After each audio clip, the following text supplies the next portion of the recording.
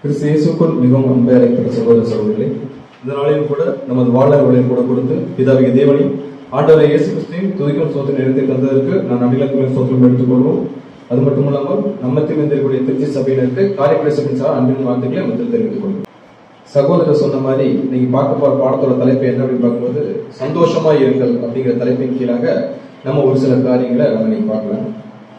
So இன்னைக்கு சந்தோஷமா இருங்கள் அப்படிங்கிற காரியத்தின் கீழாக நம்ம எதை பற்றி டிஸ்கஸ் பண்ண போறோம் அப்படின்னு பார்த்தோம்னா, நம்ம அது மாதிரி ஒரு ஆதாரவசனம் வாசிச்சுட்டு நம்ம பாடத்துல போகலாம்.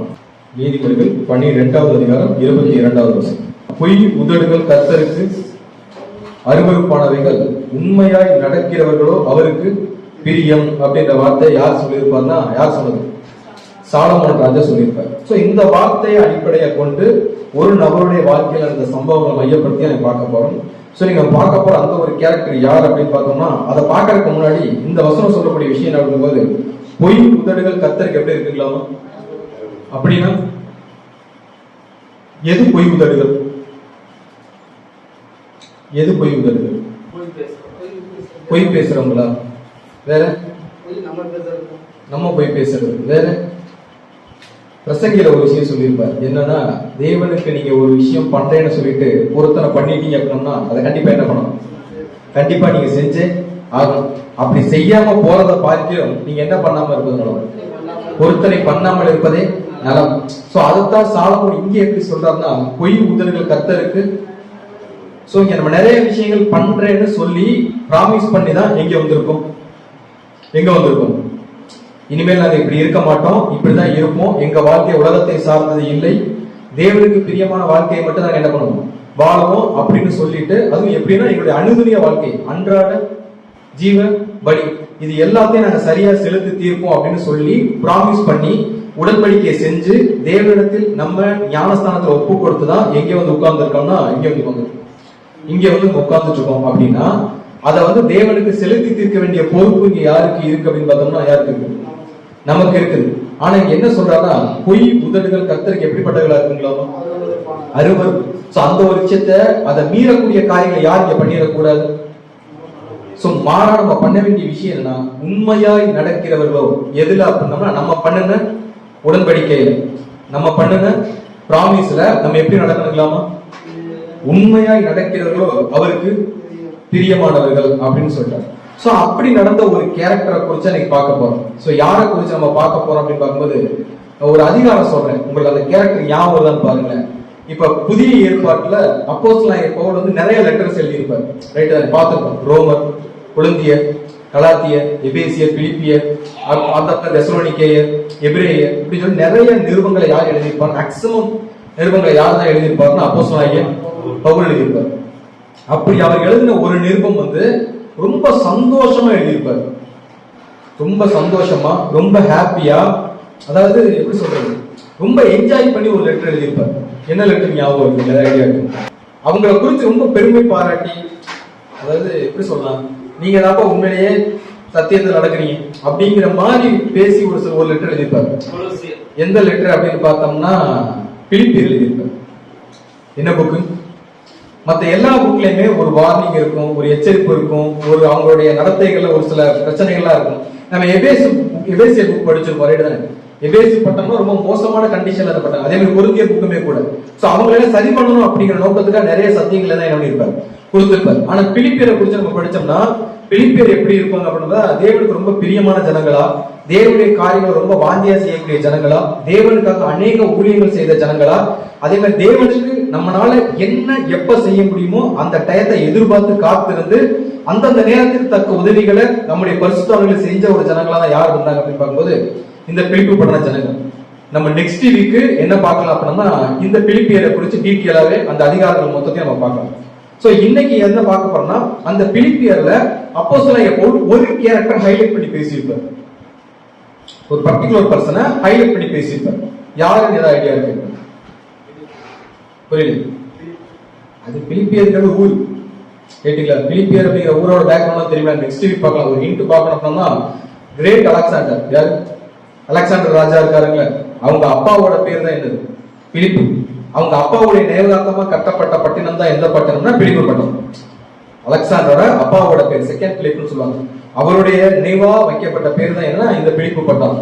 அந்த பட்டணத்துல ஊழியம் செஞ்சு அங்க ஒரு சபையை ஸ்தாபனப்படுத்தி அங்க வந்து நிறைய விஷயங்களை பவுல் வந்து அவங்களுக்கு வந்து ரொம்ப வந்து என்ஜாய் பண்ணி எழுதிப்பாரு. நீங்க எல்லாம் இப்படி எல்லாம் இருக்கிறீங்க, இந்த மாதிரி இன்னும் நீங்க அதிகமா வளரணும் அப்படின்னு சொல்லிட்டு அவங்களை மோட்டிவேட் பண்ற மாதிரி நிறைய விஷயங்கள் எழுதியிருப்பாரு. பட் அதுல பர்டிகுலரா ஒரு கேரக்டரை மென்ஷன் பண்ணி எழுதியிருப்பாரு. யார் அந்த கேரக்டர் அப்படின்னு பார்த்தோம்னா எப்பிபாரோதீத்துன்னு சொல்லுவாங்க. கேள்விப்பட்டிருக்கோம் அந்த பேரு? பேர் கரெக்டா சொல்லலாம். சோ வசனங்களை நம்ம படிச்சோம் அப்படின்னா இப்ப நம்ம பார்க்க போற காரியம் எங்க இருக்கு அப்படின்னு பார்க்கும்போது பிலிப்பியர் 2வது அதிகாரம் 25 இருந்து 30 வசனங்களுக்குள்ள இருக்கக்கூடிய சம்பவங்கள் தான். வேற எங்கேயும் இந்த நபரை குறித்து அதிகமான பதிவுகள் இல்லை. இன்னொரு நிருபங்கள் வந்து எப்பிபாரோ அப்படின்னு ஒரு கேரக்டர் குறித்து பேசியிருக்காங்க. அவர் இவர் தான் சொல்ற மாதிரியான ஒரு சில புரிதல்களும் சொல்றாங்க. இல்ல இவர் வேற அவர் வேற அப்படின்னு சொல்லக்கூடிய புரிதல்கள் இருக்கு. பட் இன்னைக்கு நம்ம பார்க்க போற கேரக்டர் யாருன்னா இந்த பிலிப்பியர் 2ஆம் அதிகாரத்துல 25வது வசனத்துல இருந்து 30ஆம் வசனம் வரைக்கும் இருக்கக்கூடிய அந்த ஒரு பர்டிகுலர் கேரக்டர் தான் யார் அப்படிங்கும்போது எப்பிபாரோதீத்து அப்படிங்கிற கேரக்டர். கேட்டீங்களா? யார் இவர் அப்படின்னு ஒரு கேள்வி கேட்டோம் அப்படின்னு பார்த்தோம்னா, சோ இவரை குறித்து வந்து பெரிய ஒரு பேக்ரவுண்ட்ல எதுவுமே கிடையாது. இவருக்கு அப்போஸ்தலனாகிய பவுல் கொடுக்கக்கூடிய அடையாளம் அப்படின்னு என்னன்னு பார்த்தோம்னா அவருடைய பேர் மட்டும்தான். சோ இந்த அடையாளத்துக்கு பின்னாடி, இந்த பேருக்கு பின்னாடி ஏதாவது பேக்ரவுண்ட் இருக்குமா அப்படின்னு நம்ம தேடி போய் பார்த்தோம்னா, ஆக்சுவலா இவர் ஒரு யூதரா இருந்திருக்கிறதுக்கு எந்த ஒரு வாய்ப்பும் கிடையாது அப்படிங்கிற ஒரு முகாந்தரங்கள் சொல்றாங்க. காரணம் என்னன்னா, இந்த பேருடைய பின்புலம் எப்படி இருக்கும் அப்படின்னு பார்க்கும்போது, இவருடைய பேருடைய பின்புலம் என்ன அப்படின்னு பார்த்தோம்னா ஒரு கிரேக்க தெய்வத்துடைய பெயர்ல இருந்து வரக்கூடிய ஒரு பேருடைய பின்புலம் தான் யாருக்கு இருக்குன்னா இவருக்கு இருக்கு. யாருடைய பேர்? எப்பிபாரோதீத்தோட பேரோட பின்புலம் யாருன்னா நம்ம கிரேக்க தெய்வங்கள் வீனஸ்னு சொல்லுவாங்க. கேள்விப்பட்டிருக்கீங்களா? வீனஸ்னு சொல்லுவாங்க. சோ அந்த வீனஸ் அப்படிங்கிற ஒரு பெண் தெய்வத்துடைய இன்னொரு பேர் தான் என்னன்னா எப்பப்ரோடைட்டஸ்னு சொல்றாங்க. இதுவும் ஸ்பெல்லிங் சரியா சொல்றேன்னு தெரியும். சோ அந்த எப்பப்ரோடைட்டஸ் அப்படிங்கிற இந்த ஒரு கேரக்டரோட பேரைத்தான் யாருக்கு வச்சிருக்கிறாங்க அப்படின்னு பார்க்கும்போது, யாருக்கு வச்சிருக்கிறாங்கன்னா இந்த தீத்துக்கு வச்சிருக்கிறாங்க அப்படிங்கறதை நம்ம புரிஞ்சுக்கலாம். சோ இந்த பேருடைய மறுவி வைத்த பேர் தான் யாருடைய பேருன்னா எப்பிபாரோதீத்து அப்படின்னு சொல்றாங்க. சோ ஆக்சுவலா இவர் யாரும் ஒரு புறஜாதி, ஒரு அந்நிய தெய்வ வழிபாட்டுக்குள்ள இருந்த ஒரு நபர். அவரை குறித்து யார் பிரைஸ் பண்ணி பேசிட்டு இருக்கிறது அப்படின்னா யார் பேசிட்டு இருக்கிறது? யார் பேசிட்டு இருக்கிறது? அப்போஸ்தலனாகிய பவுல். சோ அந்த கடவுளுடைய பின்புலத்தை பார்த்தோம். அந்த கடவுள் வந்து காதல் கடவுள்னு சொல்றாங்க. காதல் கடவுள்னு சொல்றாங்க. இனப்பெருக்கத்துக்கு ரொம்ப ஃபேவர் பண்ணக்கூடிய கடவுள். நெட்ல சர்ச் பண்ணி பாத்தீங்கன்னா அந்த ஒரு பெண் தெய்வத்தோட புகைப்படம் ஏறக்குறைய நிர்வாணமான கண்டிஷன்ல தான் இருக்கும். சோ இச்சைகளுக்கு பேர் போன ஒரு கடவுள்னா யாருன்னா அந்த ஒரு பெண் தெய்வம். அந்த பெண் தெய்வத்துடைய மரபுல வந்த பெயர் தான் யாருக்கு வச்சிருப்பாங்கன்னா இந்த ஒரு பர்டிகுலர் கேரக்டருக்கு வச்சிருப்பாங்க. ரைட்டுங்களா? சோ இவர் ஒரு எதை சேர்ந்த, கிறிஸ்தவத்தை சேர்ந்த அல்லது கிறிஸ்துவை பின்பற்றக்கூடிய வழிபாட்டு அந்த ஒரு வழிமுறையில இருந்து அந்த ஒரு கேரக்டர் இவர் கிடையாது. இவர் ஒரு புறஜாதி அந்நிய தெய்வ வழிபாட்டுக்குள்ள இருந்து ஏதோ ஒரு காரணங்கள்ல ஏதோ ஒரு சந்தர்ப்ப சூழ்நிலைகள்ல நம்மள மாதிரியே சத்தியத்துக்குள்ள வந்த ஒரு கேரக்டர் தான் யார் அப்படின்னு பார்த்தோம்னா யாரு? இந்த எப்பிபாரோதீத்து. ரைட் தான். சோ நம்மளும் உலகத்துலதான் இருந்தோம். உலக வழிபாட்டு நடைமுறைகளுக்குள்ள உலக காரியங்கள் இருந்து ஏதோ ஒரு வழியில தேவன் தெரிந்து கொண்டது நிமித்தம் நம்ம யோவான்ல படிச்சுக்கோங்க, என் பிதா ஒருவனை இழுத்து கொள்ளாவிட்டால் ஒருவனும் என்னிடத்துல என்ன பண்ண மாட்டான். சோ ஏதோ ஒரு தேவனுடைய பெரிதான கிருபையில அவருடைய சித்தத்துல நம்மளை எங்க கொண்டு உட்கார வச்சிருக்காருன்னா இங்க கொண்டு வந்து யார் மாதிரி? எப்பிபாரோதீத்து மாதிரி. சோ புறஜாதி தெய்வ வழிபாட்டுல இருந்தாலும் கிறிஸ்துவுடைய சித்தாந்தங்களை கேட்டோ இல்ல பவுலுடைய அந்த ஒரு சித்தாந்தங்களே இல்ல அந்த ஒரு ஊழியங்களை கேட்டோ எதை வச்சு அவர் வந்தாருங்கிறதுக்கான பெரிய பேக்ரவுண்ட்லாம் இல்ல. ஆனா அதிகமா ஊழியம் பண்ண கேரக்டர் யார் அப்படின்னு கேட்டோம்னா அப்போஸ்தலனாகிய பவுல். அவருடைய செகண்ட் மிஷனரி டிராவலிங்ல போகும்போது பிலிப்புக்கு போய் அந்த பட்டணத்துல போய் அங்க ஊழியம் பண்ணி நிறைய சபைகளை ஸ்தாபனம் பண்ணாரு. சோ அதன் மூலமா கூட யார் வந்திருக்கலாம் அப்படின்னு பார்க்கும்போது இந்த எப்பிபாரோதீத்து வந்திருக்கலாம் அப்படின்ற மாதிரி ஒரு விஷயங்கள் சொல்றாங்க. பட் இந்த ஒரு கேரக்டரை குறித்து இவர் சொல்லக்கூடிய இங்க இன்னும் இன்னைக்கு நம்ம பார்க்கக்கூடிய காரியங்கள்ல அப்போஸ்தலனாகிய பவுல் சொல்லக்கூடிய காரியங்கள் என்ன அப்படின்னு பார்க்கும்போது, சோ வசனங்களை வாசிச்சலாம். பிலிப்பியர் 2வது அதிகாரம் 25 முதல் சில வசனம். மேலும் என் சகோதரனும் உடன் வேலையாளும் உடன் சேவகனும் உங்கள் ஸ்தானாதிபதியும் என் குறைச்சலுக்கு உதவி செய்தவனுமான எப்பாப்பிரோதீத்துவை உங்களிடத்தில் அனுப்ப வேண்டும் என்று எண்ணினேன். சோ என்ன சொல்லியிருக்காருமா, இதுதான் யாரோட இன்ட்ரோடக்ஷன்? எப்பாப்பிரோதீத்து. இப்ப என்ன பிரச்சனைனா அப்போஸ்தலனாகிய பவுல் வந்து கைது பண்ணப்பட்டு ஒரு இடத்துல இருக்கிறாரு. ரைட்டுங்களா? காவல் பண்ணப்பட்ட ஒரு இடத்துல இருக்கிறாரு. சோ இந்த விஷயம் அவங்களுக்கு தெரிஞ்சிருது. சோ எருசலேம்ல இருக்கக்கூடிய சீஷர்களுக்கு அப்போஸ்தலர்களுக்கு இன்க்ளூடிங் பவுலுக்குமே கூட உதவி செய்யறதுக்கான வாய்ப்பு இங்க யாருக்கு வருது அப்படின்னா வாய்ப்பு வருது அப்படிங்கிறத விட இந்த சம்பவத்தை கேள்விப்படுறாங்க. யாரு? பிலிப்பு பட்டணத்தார் வந்து இந்த ஒரு சம்பவத்தை கேள்விப்பட்ட உடனே இவங்க எல்லாம் கான்ட்ரிபியூட் பண்றாங்க, நிறைய அமௌண்ட் பொருள்களை எல்லாம் கலெக்ட் பண்ணி இப்ப அந்த அமௌண்ட்டை யார்கிட்ட கொடுத்து விடுறாங்க அப்படின்னா எப்பாப்பிராத்தித்து அப்படிங்கிற அந்த ஒரு நபர்கிட்ட கொடுத்து இவங்க என்ன பண்ணாங்க, கொண்டு போய் பவுல்கிட்ட கொடுக்க சொல்றாங்க. சோ அப்படி கொண்டு வர கேரக்டர் தான் யாருன்னா அந்த எப்பாப்பிராத்தித்து, ரைட்டுங்களா?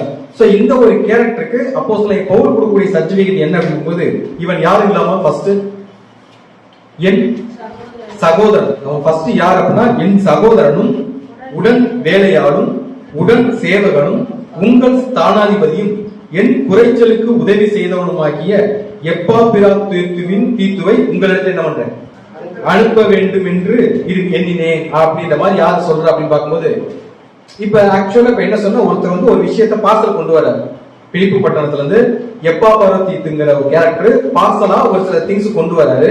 ஆக்சுவலா என்ன பண்ணோம், அந்த பார்சலை வாங்கிட்டு அவர் என்ன பண்ணிடுவோம், அனுப்பிடுவோம். அப்படி இல்லைன்னா ஒரு லெட்டர் கொடுத்து விடுவோம். என்ன கொடுத்து விடுவோம், என்ன சொல்லி லெட்டர் கொடுத்து விடுவோம், நீங்க அனுப்பின பொருள் எனக்கு வந்துருச்சு அப்படின்னு சொல்லிட்டு ஒரு லெட்டர் கொடுத்து என்ன பண்ணுவோம், அனுப்பி விடுவோம். இதுல நம்ம நோட்டீஸ் பண்ண வேண்டிய விஷயம் என்னன்னா, இவ்வளவுதானே பண்ணுவோம். நம்ம ஒரு பொருள் வந்துருச்சு அப்படின்னா வந்துருச்சுன்னு சொல்லிட்டு இவ்வளவுதான் நம்ம பண்ணுவோம், ரைட்டு தானே? சோ இந்த சூழ்நிலையில இப்ப அப்போஸ்தலனாகிய பவுல் என்ன சொல்றாருன்னா, அது வந்து எக்ஸ்ட்ரா ஒரு படி மேல போய் வந்தது யாரு அப்படின்னு சொல்லிட்டு இங்க அவர் ரெஜிஸ்டர் பண்றாரு. வந்தது யாருன்னு சொல்லிட்டு அவர் ரெஜிஸ்டர் பண்றார். என்ன சொல்லி ரெஜிஸ்டர் பண்றாருன்னா, மேலும் என் சகோதரனும் உடன் வேலையாளும் உடன் சேவகனும் உங்கள் ஸ்தானாதிபதியும் என் குறைச்சலுக்கு உதவி செய்தவனுமாய் இருக்கிற எப்பாப்பிராத்தித்துவை நான் உங்களுக்கு என்ன பண்றேன். ஏன் இவ்வளவு விஷயங்கள் அவருக்கு சொல்லணும்? இப்ப ஒரு கேள்வி கேட்டோம்னா, எப்பாப்பிராத்தித்துவ அனுப்புனது யாரு? இல்ல அவர்கிட்ட டொனேஷனை கொடுத்து அனுப்புனது யாருன்னு கேட்க, அவங்க ஊருக்காரங்க. அவங்களுக்கு இவரை பத்தி தெரியுமா தெரியாது? தெரியுமா தெரியாது? தெரியும், தெரிஞ்சதான் அனுப்பியிருக்காங்க. மேலே இவர் இவ்வளவு அட்ரஸ் கொடுத்து ஒரு எப்படின்னா இந்த வார்த்தை எப்படி சொல்லியிருப்பாருன்னா, ஏதோ ஒரு சம்பவத்துல பவுல் இம்ப்ரெஸ் ஆகி இந்த விஷயங்கள் என்ன பண்ணியிருப்பாரு, அவர்கிட்ட சொல்லியிருப்பார். ஏதோ ஒரு விஷயத்தினால எப்பாப்பிராத்தித்து கிட்ட பவுல் வந்து ஈர்க்கப்பட்டு இந்த விஷயங்கள் என்ன பண்ணியிருப்பாருன்னா ரெஜிஸ்டர் பண்ணியிருப்பார். இப்ப இதுல நோட்டீஸ் பண்ண வேண்டிய விஷயம், ஒருத்தர் நமக்கு செய்யக்கூடிய முகஸ்துதிகளை பார்த்து அவங்களை பிரைஸ் பண்ணலாம். பிரைஸ் பண்ணலாமா கூடாதுல்ல? முகஸ்துதினா புரியுதுல்ல, நமக்கு மட்டும் ஹெல்ப் பண்ணுவார். இப்போ விருந்துக்கு போறோம்னா நம்மளை மட்டும் விழுந்து ஒரு கவனிப்பார் அப்படின்னா அந்த நம்பரை நம்ம பிரைஸ் பண்ணுவோம். அந்த மாதிரி அப்போஸ்தலன் பவுல் பண்ணுதா அது கரெக்டா இருக்குமான்னு கேட்கிறேன். இருக்காது.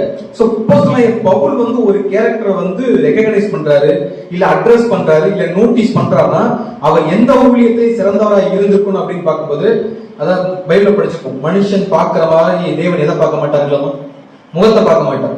அவர் உள்ளந்திரியங்களை ஆராய்ந்து அறிந்திருக்கிறார் அப்படின்னா, இப்ப தேவனுடைய ஊழியங்களை செய்யக்கூடிய அப்போஸ்தலன் பவுலுமே கூட தனக்கு உதவி செஞ்சுட்டார் அப்படிங்கிறதுனால மட்டுமே கூட அவர் என்ன பண்ணிருக்க மாட்டார். சோ அதை தாண்டி ஏதோ ஒரு சில விஷயங்கள் அவர் யார்கிட்ட பார்த்திருக்கணும், அந்த ஒரு கேரக்டரை பார்த்திருக்கணும். அப்படி அவர் பார்த்ததுனால அவர் கொடுத்த சர்டிபிகேட் என்னன்னா, ஃபர்ஸ்ட் அவர் சொல்லக்கூடிய வார்த்தை என்னன்னா, அவர் என்னுடைய என்னது சகோதரன். ஃபர்ஸ்ட் அவர் யார், என்னுடைய. சோ இது ஆங்கிலத்துல நம்ம படிச்சோம் அப்படின்னா அது எப்படி இருக்கும் அப்படின்னு பார்க்கும்போது, அவர் யார் அப்படின்னா மை பிரதர். என்ன சொல்றாருலாமா, மை பிரதர் அப்படிங்கிற வார்த்தைக்கு பின்னாடி நம்ம புதிய ஏற்பாட்டுல வந்து ரெண்டு புரிதல் இருக்கு. அவன் சகோதரன் அப்படின்னு சொன்னா ரேண்டமா சபையில இருக்கக்கூடிய இங்க நம்ம எல்லாருமே யாரு தான் சகோதர சகோதரிகள் தான், ரைட் தானே? ஆனா இந்த இடத்துல இவங்க கிரேக்ல யூஸ் பண்ண அந்த வார்த்தையோட அந்த டேர்மோட விளக்கம் என்ன சொல்ற அப்படிங்கும்போது, பிளட் ரிலேஷன் இருக்குங்கள, நம்ம உடன் பிறப்புகள் எப்படின்னா சொந்த ஒரு தாய் மக்கள்னு சொல்லுவாங்கல்ல, அந்த மாதிரி வந்த ஒரு உறவு முறையை குறிக்கக்கூடிய வார்த்தையை தான் இங்க அப்போஸ்தலன் பவுல் யாருக்கு பயன்படுத்தியிருக்காரு அப்படின்னா இந்த எப்பாப்பிராத்தித்துக்கு பயன்படுத்தியிருக்கிறார். என் சகோதரன் அப்படின்னு சொல்றதுக்கு முன்னாடி அவர் சொல்லக்கூடிய அந்த ஒரு விஷயம் என்னன்னா, இவன் யாரு, என் சகோதரனா எங்க அம்மாவுக்கு பிறந்த மாதிரி அவர் வந்து கேட்டா, அதுக்காக சொந்த சகோதரன் கேட்டா கிடையாது. பட் அந்த ஒரு இடத்தை தான் இங்க யாருக்கு கொடுக்கிறாரு அப்படின்னு பார்க்கும்போது, யாருக்கு கொடுக்கிறது, அப்போஸ்தலன் பவுல் வந்து எப்பாப்பிராத்தித்துக்கு கொடுக்கிறாரு. இதுல நம்ம யோசிக்க வேண்டிய விஷயம் என்னன்னா, இங்க நமக்கு யார் என் சகோதரன் நம்ம யார சொல்லணும், சத்தியத்துக்குள்ள இங்க நமக்கு என் சகோதரன் அப்படின்னு நம்ம யார சொல்லலாம், எல்லாருமே நம்ம சொல்லலாம். அது யார சொல்லலாம் அப்படிங்கிறது பவுலே ரெஃபரன்ஸ் கொடுக்கிறார். அவர் என் சகோதரனும் உடன் வேலையாளும் உடன் சேவகனும் அப்படின்னு 3 டைட்டில். இந்த 3 டைட்டில் யாரு கொடுத்திருக்கிறாரு, இவனுக்கும் யாருக்கும் நடுவில் ரிலேஷன்ஷிப், பவுலுக்கும் எப்பாப்பிராத்தித்துக்கும் நடுவில் என்ன ரிலேஷன்ஷிப்னா, அவன் என் சகோதரன், என் உடன் வேலையாள், என் உடன் சேவகன் அப்படின்னு சொல்லிட்டு அதுக்கடுத்து 3வது நபரை குறிச்சு பேசுவார், உங்கள் ஸ்தானாதிபதி. சோ முதல்ல சொன்ன அந்த 3 அட்ரஸ் எனக்கும் அதாவது பவுலுக்கும் எப்பாப்ரதீத்துக்கும் நடுவில் இருக்கக்கூடிய பாண்டிங். அதுக்கு அடுத்து சொல்லக்கூடியது என்னன்னா பிலிப்பு பட்டணத்து ஜனங்க சபைக்கும் அந்த நபருக்கு இருக்கக்கூடிய ஒரு பாண்டிங். சோ இங்க 2ஆ பிரிச்சு யாரு பேசுறா அப்படின்னு பார்க்கும்போது, சோ இதுல யாரு தான் சகோதரனா இருக்க வாய்ப்பு இருக்குன்னா அடுத்த 2 கேரக்டர்ல அவங்க என்னவா இருக்கணும், அவங்க அந்த பாண்டிங்ல இருக்கணும். என்னென்ன பாண்டிங்ல? ஃபர்ஸ்ட் உடன் வேலையாளா இருக்கணும், அதுக்கடுத்து உடன் சேவகனா இருக்கவங்க மட்டும்தான் நமக்கு யாரா இருக்க முடியும். சகோதரனா எல்லாருமே இருக்கலாம், இங்க எல்லாருமே நமக்கு என்னவா இருக்கலாம், சகோதரனா இருக்கலாம். ஆனா இங்க என்ன சொல்றானா என் சகோதரன் ஸ்கெட்ச் பண்றாரு, எம்டியா சகோதரன் முடிக்காம இவன் என்னுடைய சகோதரன் ஸ்கெட்ச் பண்றாரு அப்படின்னா, இப்ப பவுல் சொல்ல வர விஷயம் என்னன்னா, இப்ப நான் ஒரு வேலை என்ன பண்ணிட்டு இருக்கேன், பார்த்துட்டு இருக்கேன், அதுக்கு ஈக்குவலான ஒரு வேலையை யாரு பார்த்துட்டு இருக்கிறது, யாரு பார்த்துட்டு இருக்கிறது? ஏன்னா அவங்க தான் வேலை என்ன பண்ணிக்குவாங்க, ஷேர் பண்ணிக்குவாங்க. சகோதரர்கள் மட்டும்தான் வேலை என்ன பண்ணிக்குவாங்க, ஷேர் பண்ணிக்குவாங்க. சோ அந்த மாதிரி என்னுடைய வேலையை ஷேர் பண்ணி என் கூட டிராவல் பண்ணிட்டு இருக்க ஒரு கேரக்டர் யார் அப்படின்னா இந்த ஒரு கேரக்டர். நம்ம மத்தேயு 13:55 படிச்சிருக்கோம். அதாவது கிறிஸ்துவை குறித்து சொல்லுவாங்க, இவருடைய சகோதரர்கள் யோசே, சீமோன், யூதா எல்லாரும் இருக்கிறாங்க, இவருக்கு இந்த ஞானம் எப்படி வந்தது அப்படின்னு சொல்லியிருப்பாங்க. அவங்கள கிறிஸ்து சகோதரன் சொல்லியிருக்காருங்க, அவங்கள கிறிஸ்து இவர்கள் என்னுடைய சகோதரன் சொல்லியிருக்காங்க. அப்ப கிறிஸ்து யார சகோதரன் சொல்லியிருக்காரு? யார் என் பிதாவின் சித்தப்படி செய்கிறவன் எவனோ அவர்களே என்னுடைய தாயும், அவங்களுக்கு தான் அந்த ஒரு இடத்தை கொடுத்திருக்காரு. சோ இந்த உலகத்துல எல்லாருடைய பாவத்தை சுமந்து தீர்க்க ஆண்டவர் இயேசு கிறிஸ்து வந்தாலும், பட் அவருடைய தாயாகவும் அவருடைய உடன் பிறந்த சகோதராகவும் யார் அவர் பாவிக்கிறார்னா, யார் பிதாவுடைய சித்தத்தை செய்ய ரெடியா இருக்காங்களோ அவங்களை மட்டும்தான். காரணம் என்னன்னா, அவங்க 2 பேரும் மட்டும் ஒரே ஜீவன், ரைட் தானே? ஒரே ரத்த பந்தம் யாருக்கு மட்டும்தான் இருக்கும்னா, யாருக்கு மட்டும்தான் இருக்கும்? கிறிஸ்துவுக்கும் அவர் மாதிரியே வேலை செய்யக்கூடிய ஜனங்களுக்கு தான் அந்த ரத்த பந்தம் அப்படிங்கிற அந்த ஒரு விஷயம் அங்க ஒரு அப்ளை ஆகும். இதுல நம்ம சிந்திக்க வேண்டிய விஷயம் அப்படின்னு பார்க்கும்போது, இப்ப கிறிஸ்து எப்படி பிதாவுடைய தேவனால நேரடியா அனுப்பப்பட்டாரோ அதே மாதிரி நேரடியா கூப்பிடப்பட்ட ஜனங்கள் தான் இங்க யார் அப்படின்னு பார்க்கும்போது யாரு? நம்மளுமே கூட தேவனால நேரடியா இன்வைட் பண்ணப்பட்டு இந்த இடத்துல என்ன பண்ணிப்போம், என் பிதாவுடன் இழுத்துக்கொள்ளாவிட்டார். சோ அந்த ஒரு இடத்துக்கு நமக்கு வந்திருக்கோம் அப்படின்னு பார்த்தோம்னா, இன்னைக்கு நம்ம தான் யாருக்கு உடன் பிறந்த சகோதரர்கள் அப்படின்னு பார்க்கும்போது யாருக்கு? ஆண்டவராகிய இயேசு கிறிஸ்துவுக்கு. அவர் செஞ்ச அதே வேலையை என்னைக்கு நம்ம செய்ய ஆரம்பிக்கிறோமோ அன்னைக்கு தான் அவரும் நம்மளை பார்த்து என்ன சொல்றாருன்னா, இவன் என்னுடைய சகோதரன் அப்படின்னு சொல்றாரு. சோ அந்த ஒரு இடத்தை அப்போஸ்தலன் யாருக்கு கொடுத்திருக்காரு அப்படின்னா, எப்பாப்ரதீத்துவுக்கு கொடுத்திருக்கிறார் அப்படின்னு பார்க்கணும். சோ அவர் சொன்ன அடுத்த ஸ்டேட்மெண்ட் என்னன்னா, இவன் என்னுடைய உடன் வேலையாள் அப்படின்னு சொல்றாரு. அது ஆங்கிலத்துல படிச்சோம்னா மை பிரதர் அண்ட் கம்பேனியன் இன் லேபர்னு சொல்றாரு. கம்பேனியன் இன் லேபர்னு எப்படி சொல்லணும்? நான் ஒரு வேலை பார்த்துட்டு இருக்கேன், நான் என்ன பண்ணிட்டு இருக்கிறேன், நான் ஒரு வேலை பார்த்துட்டு இருக்கேன். அந்த வேலையை நான் பார்க்கும்போது என் கூடவே எனக்கு சப்போர்ட் பண்ணிட்டு இருக்க கேரக்டர் யாருங்க? எப்பாப்ரதீத்து. நான் ஒரு வேலை பார்த்துட்டு இருக்கேன். பவுல் என்ன வேலை பார்த்துட்டு இருக்கிறாரு? கிறிஸ்து என்ன வேலை செய்யணும்னு சொன்னாரோ அந்த வேலை யார் பார்த்துட்டு இருக்கிறது? பவுல். உலக பிரகாரமா காரியங்களை பவுல் செஞ்சாரு. உலக காரியங்களையோ உலக சிந்தனைகளையோ பவுல் போனாருன்னு கேள்வி கேட்டோம்னா, அப்படி எதுக்குள்ளயுமே யாருக்குள்ள பவுல் போகல. இப்ப பவுல் இன்னொருத்தரை பார்த்து என்ன சொல்றாருன்னா, இவரும் எனக்கு என்னவா இருக்கிறார்? உடன் வேலையா. நான் ஒரு வேலை பார்த்துட்டு இருக்கேன், அந்த வேலையில என்னோட கூட சேர்ந்து பார்ட்டிசிபேட் பண்ணக்கூடிய கேரக்டர் தான் யாரா இருக்கிறது? எப்பாப்ரதீத்து இருக்கிறாரு அப்படிங்கிற விஷயத்தை யாரு பதிவு பண்றதுன்னா, சோ தேவன் கொடுத்த வேலையை பவுல் செய்யற மாதிரியே இங்க செஞ்ச இன்னொரு கேரக்டர் யாருன்னா இந்த எப்பாப்ரதீத்து. சோ அவர் கொடுக்கிற 3வது ஸ்டேட்மெண்ட் என்னன்னா, உடன் சேவகன். என்ன சொல்லியிருக்காருக்கலாமா? சரி, உடன் வேலையாளுக்கும் உடன் சேவகனுக்கு என்ன வித்தியாசம்? உடன் வேலையாளுக்கும் உடன் சேவகனுக்கு என்ன வித்தியாசம் கேட்குது? சரிமா? உடன் வேலையாள் என்னது? வேலை செய்யறவங்க. சேவகன்னா என்னது? இல்ல, நான் சும்மா சேவகன்னா கேட்கிறேன். சேவகன்னா என்னது? சேவை செய்யறவங்க. சேவைனா நமக்கு புரியும். சேவைன்னா என்னது? சேவைனா என்னது? எதிர்பார்ப்பு இல்லாம செய்யறது. ஒரு அது செஞ்சதுனால எனக்கு ஒண்ணு கிடைக்கும் அப்படிங்கிற எதிர்பார்ப்பு இல்லாம செய்யறதா என்னது? சேவை செய்யறது. அதனால எந்த ஒரு பலன் கிடைக்காட்டியும் என்ன கிடையாது, எந்த ஒரு பிரச்சனையுமே கிடையாது அப்படிங்கிறது. சோ இந்த ஒரு வார்த்தைக்கு ஆங்கிலத்துல என்ன போடுறாங்க அப்படின்னு பார்க்கும்போது ஃபெலோ சோல்ஜர்னு சொல்றாங்க. ஃபெலோ சோல்ஜர் அப்படின்னு பார்த்தோம்னா எப்படி புரிஞ்சுக்கலாம் அப்படின்னு பார்க்கும்போது, நான் ஒரு விஷயத்துக்காக போராடிட்டு இருக்கிறேன். யாரு?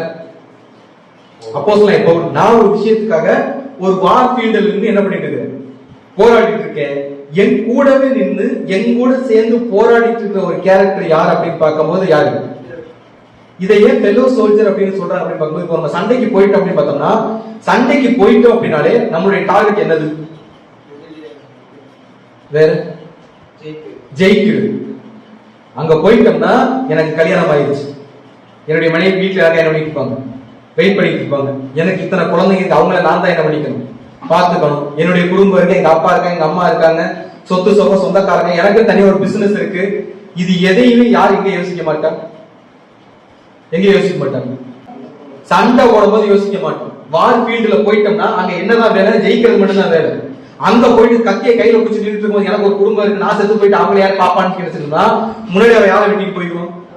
நம்மளை வெட்டிட்டு போயிடுவோம். யோசிச்சாலும் செத்துவோம், யோசிக்கலைனாலும். சோ நம்ம எதுக்கு போயிருக்கோம்? சண்டை கூட போயிருக்கோம்னா அங்க போனா நம்மளோட முழு மைண்ட் எதுல மட்டும்தான் இருக்குங்களா? சண்டை போறதுலயும் ஜெயிக்கிறதுலயும் மட்டும்தான் இருக்கக்கூடிய.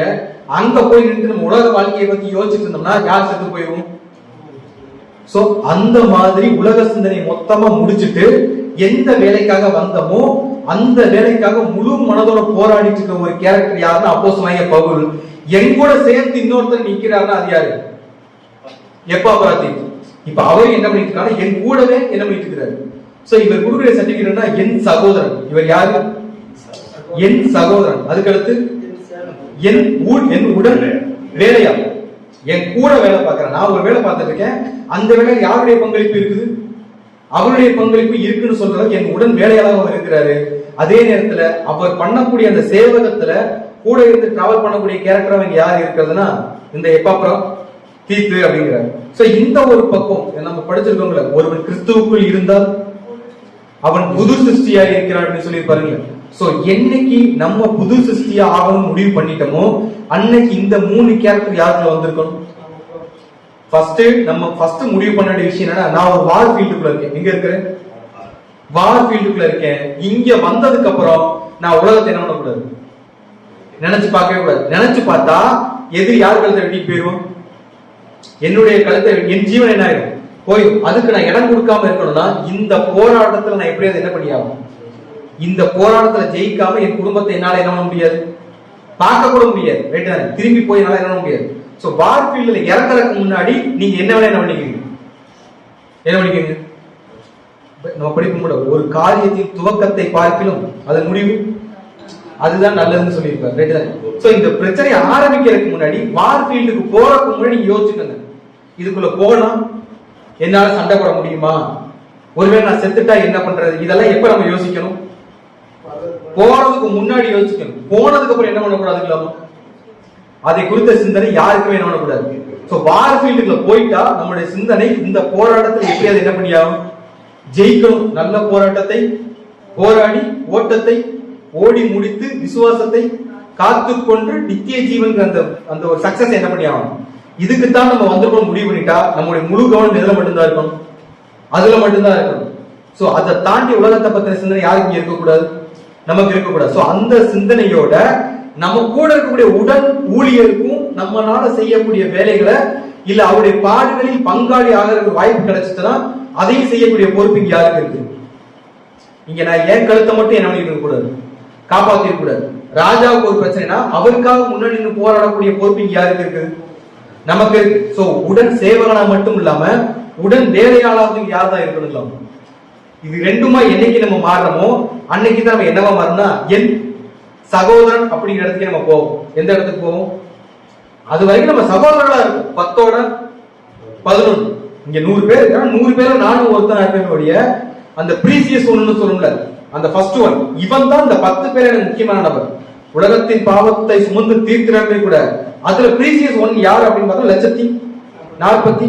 சோ அவங்க தான் என் தாய் சகோதரர். அவங்க தான் தாயுமா இருக்கிறாங்க, சகோதரர்களுமா இருக்கிறாங்க, புது சிருஷ்டியா இருக்கிறாங்க, மனவாட்டில இருக்கிறாங்க அப்படின்னு பார்க்கும்போது அவங்களுக்கு தான் அந்த முதல் ஆன ஒரு விஷயம் கிடைக்கும், முதல் பலன்கள் அப்படிங்களா? சோ அதே மாதிரி ஒரு இடத்துல இங்க யார் வந்திருக்கிறது? யார் வந்திருக்கிறது? எபிப்ராம் தீத்து. சோ தேவனுக்கு அவர்கிட்ட ஒரு வேலையை கொடுத்துட்டாங்க அப்படின்னா அந்த ஜனங்களுக்கு கிளியரா தெரியும் இவர் என்ன பண்ணிடுவார், அந்த வேலையை செஞ்சு முடிச்சவர் அப்படின்னு அவங்க எப்படி ஒப்பு கொடுத்தாங்களோ அதே மாதிரி தேவன் நம்மளை உண்மை உள்ளவர்கள் எண்ணி என்ன பண்ணிருக்காங்களாமா, நம்ம 1 தீமோத்தேயு 1:12 படிச்சிருக்கோம்.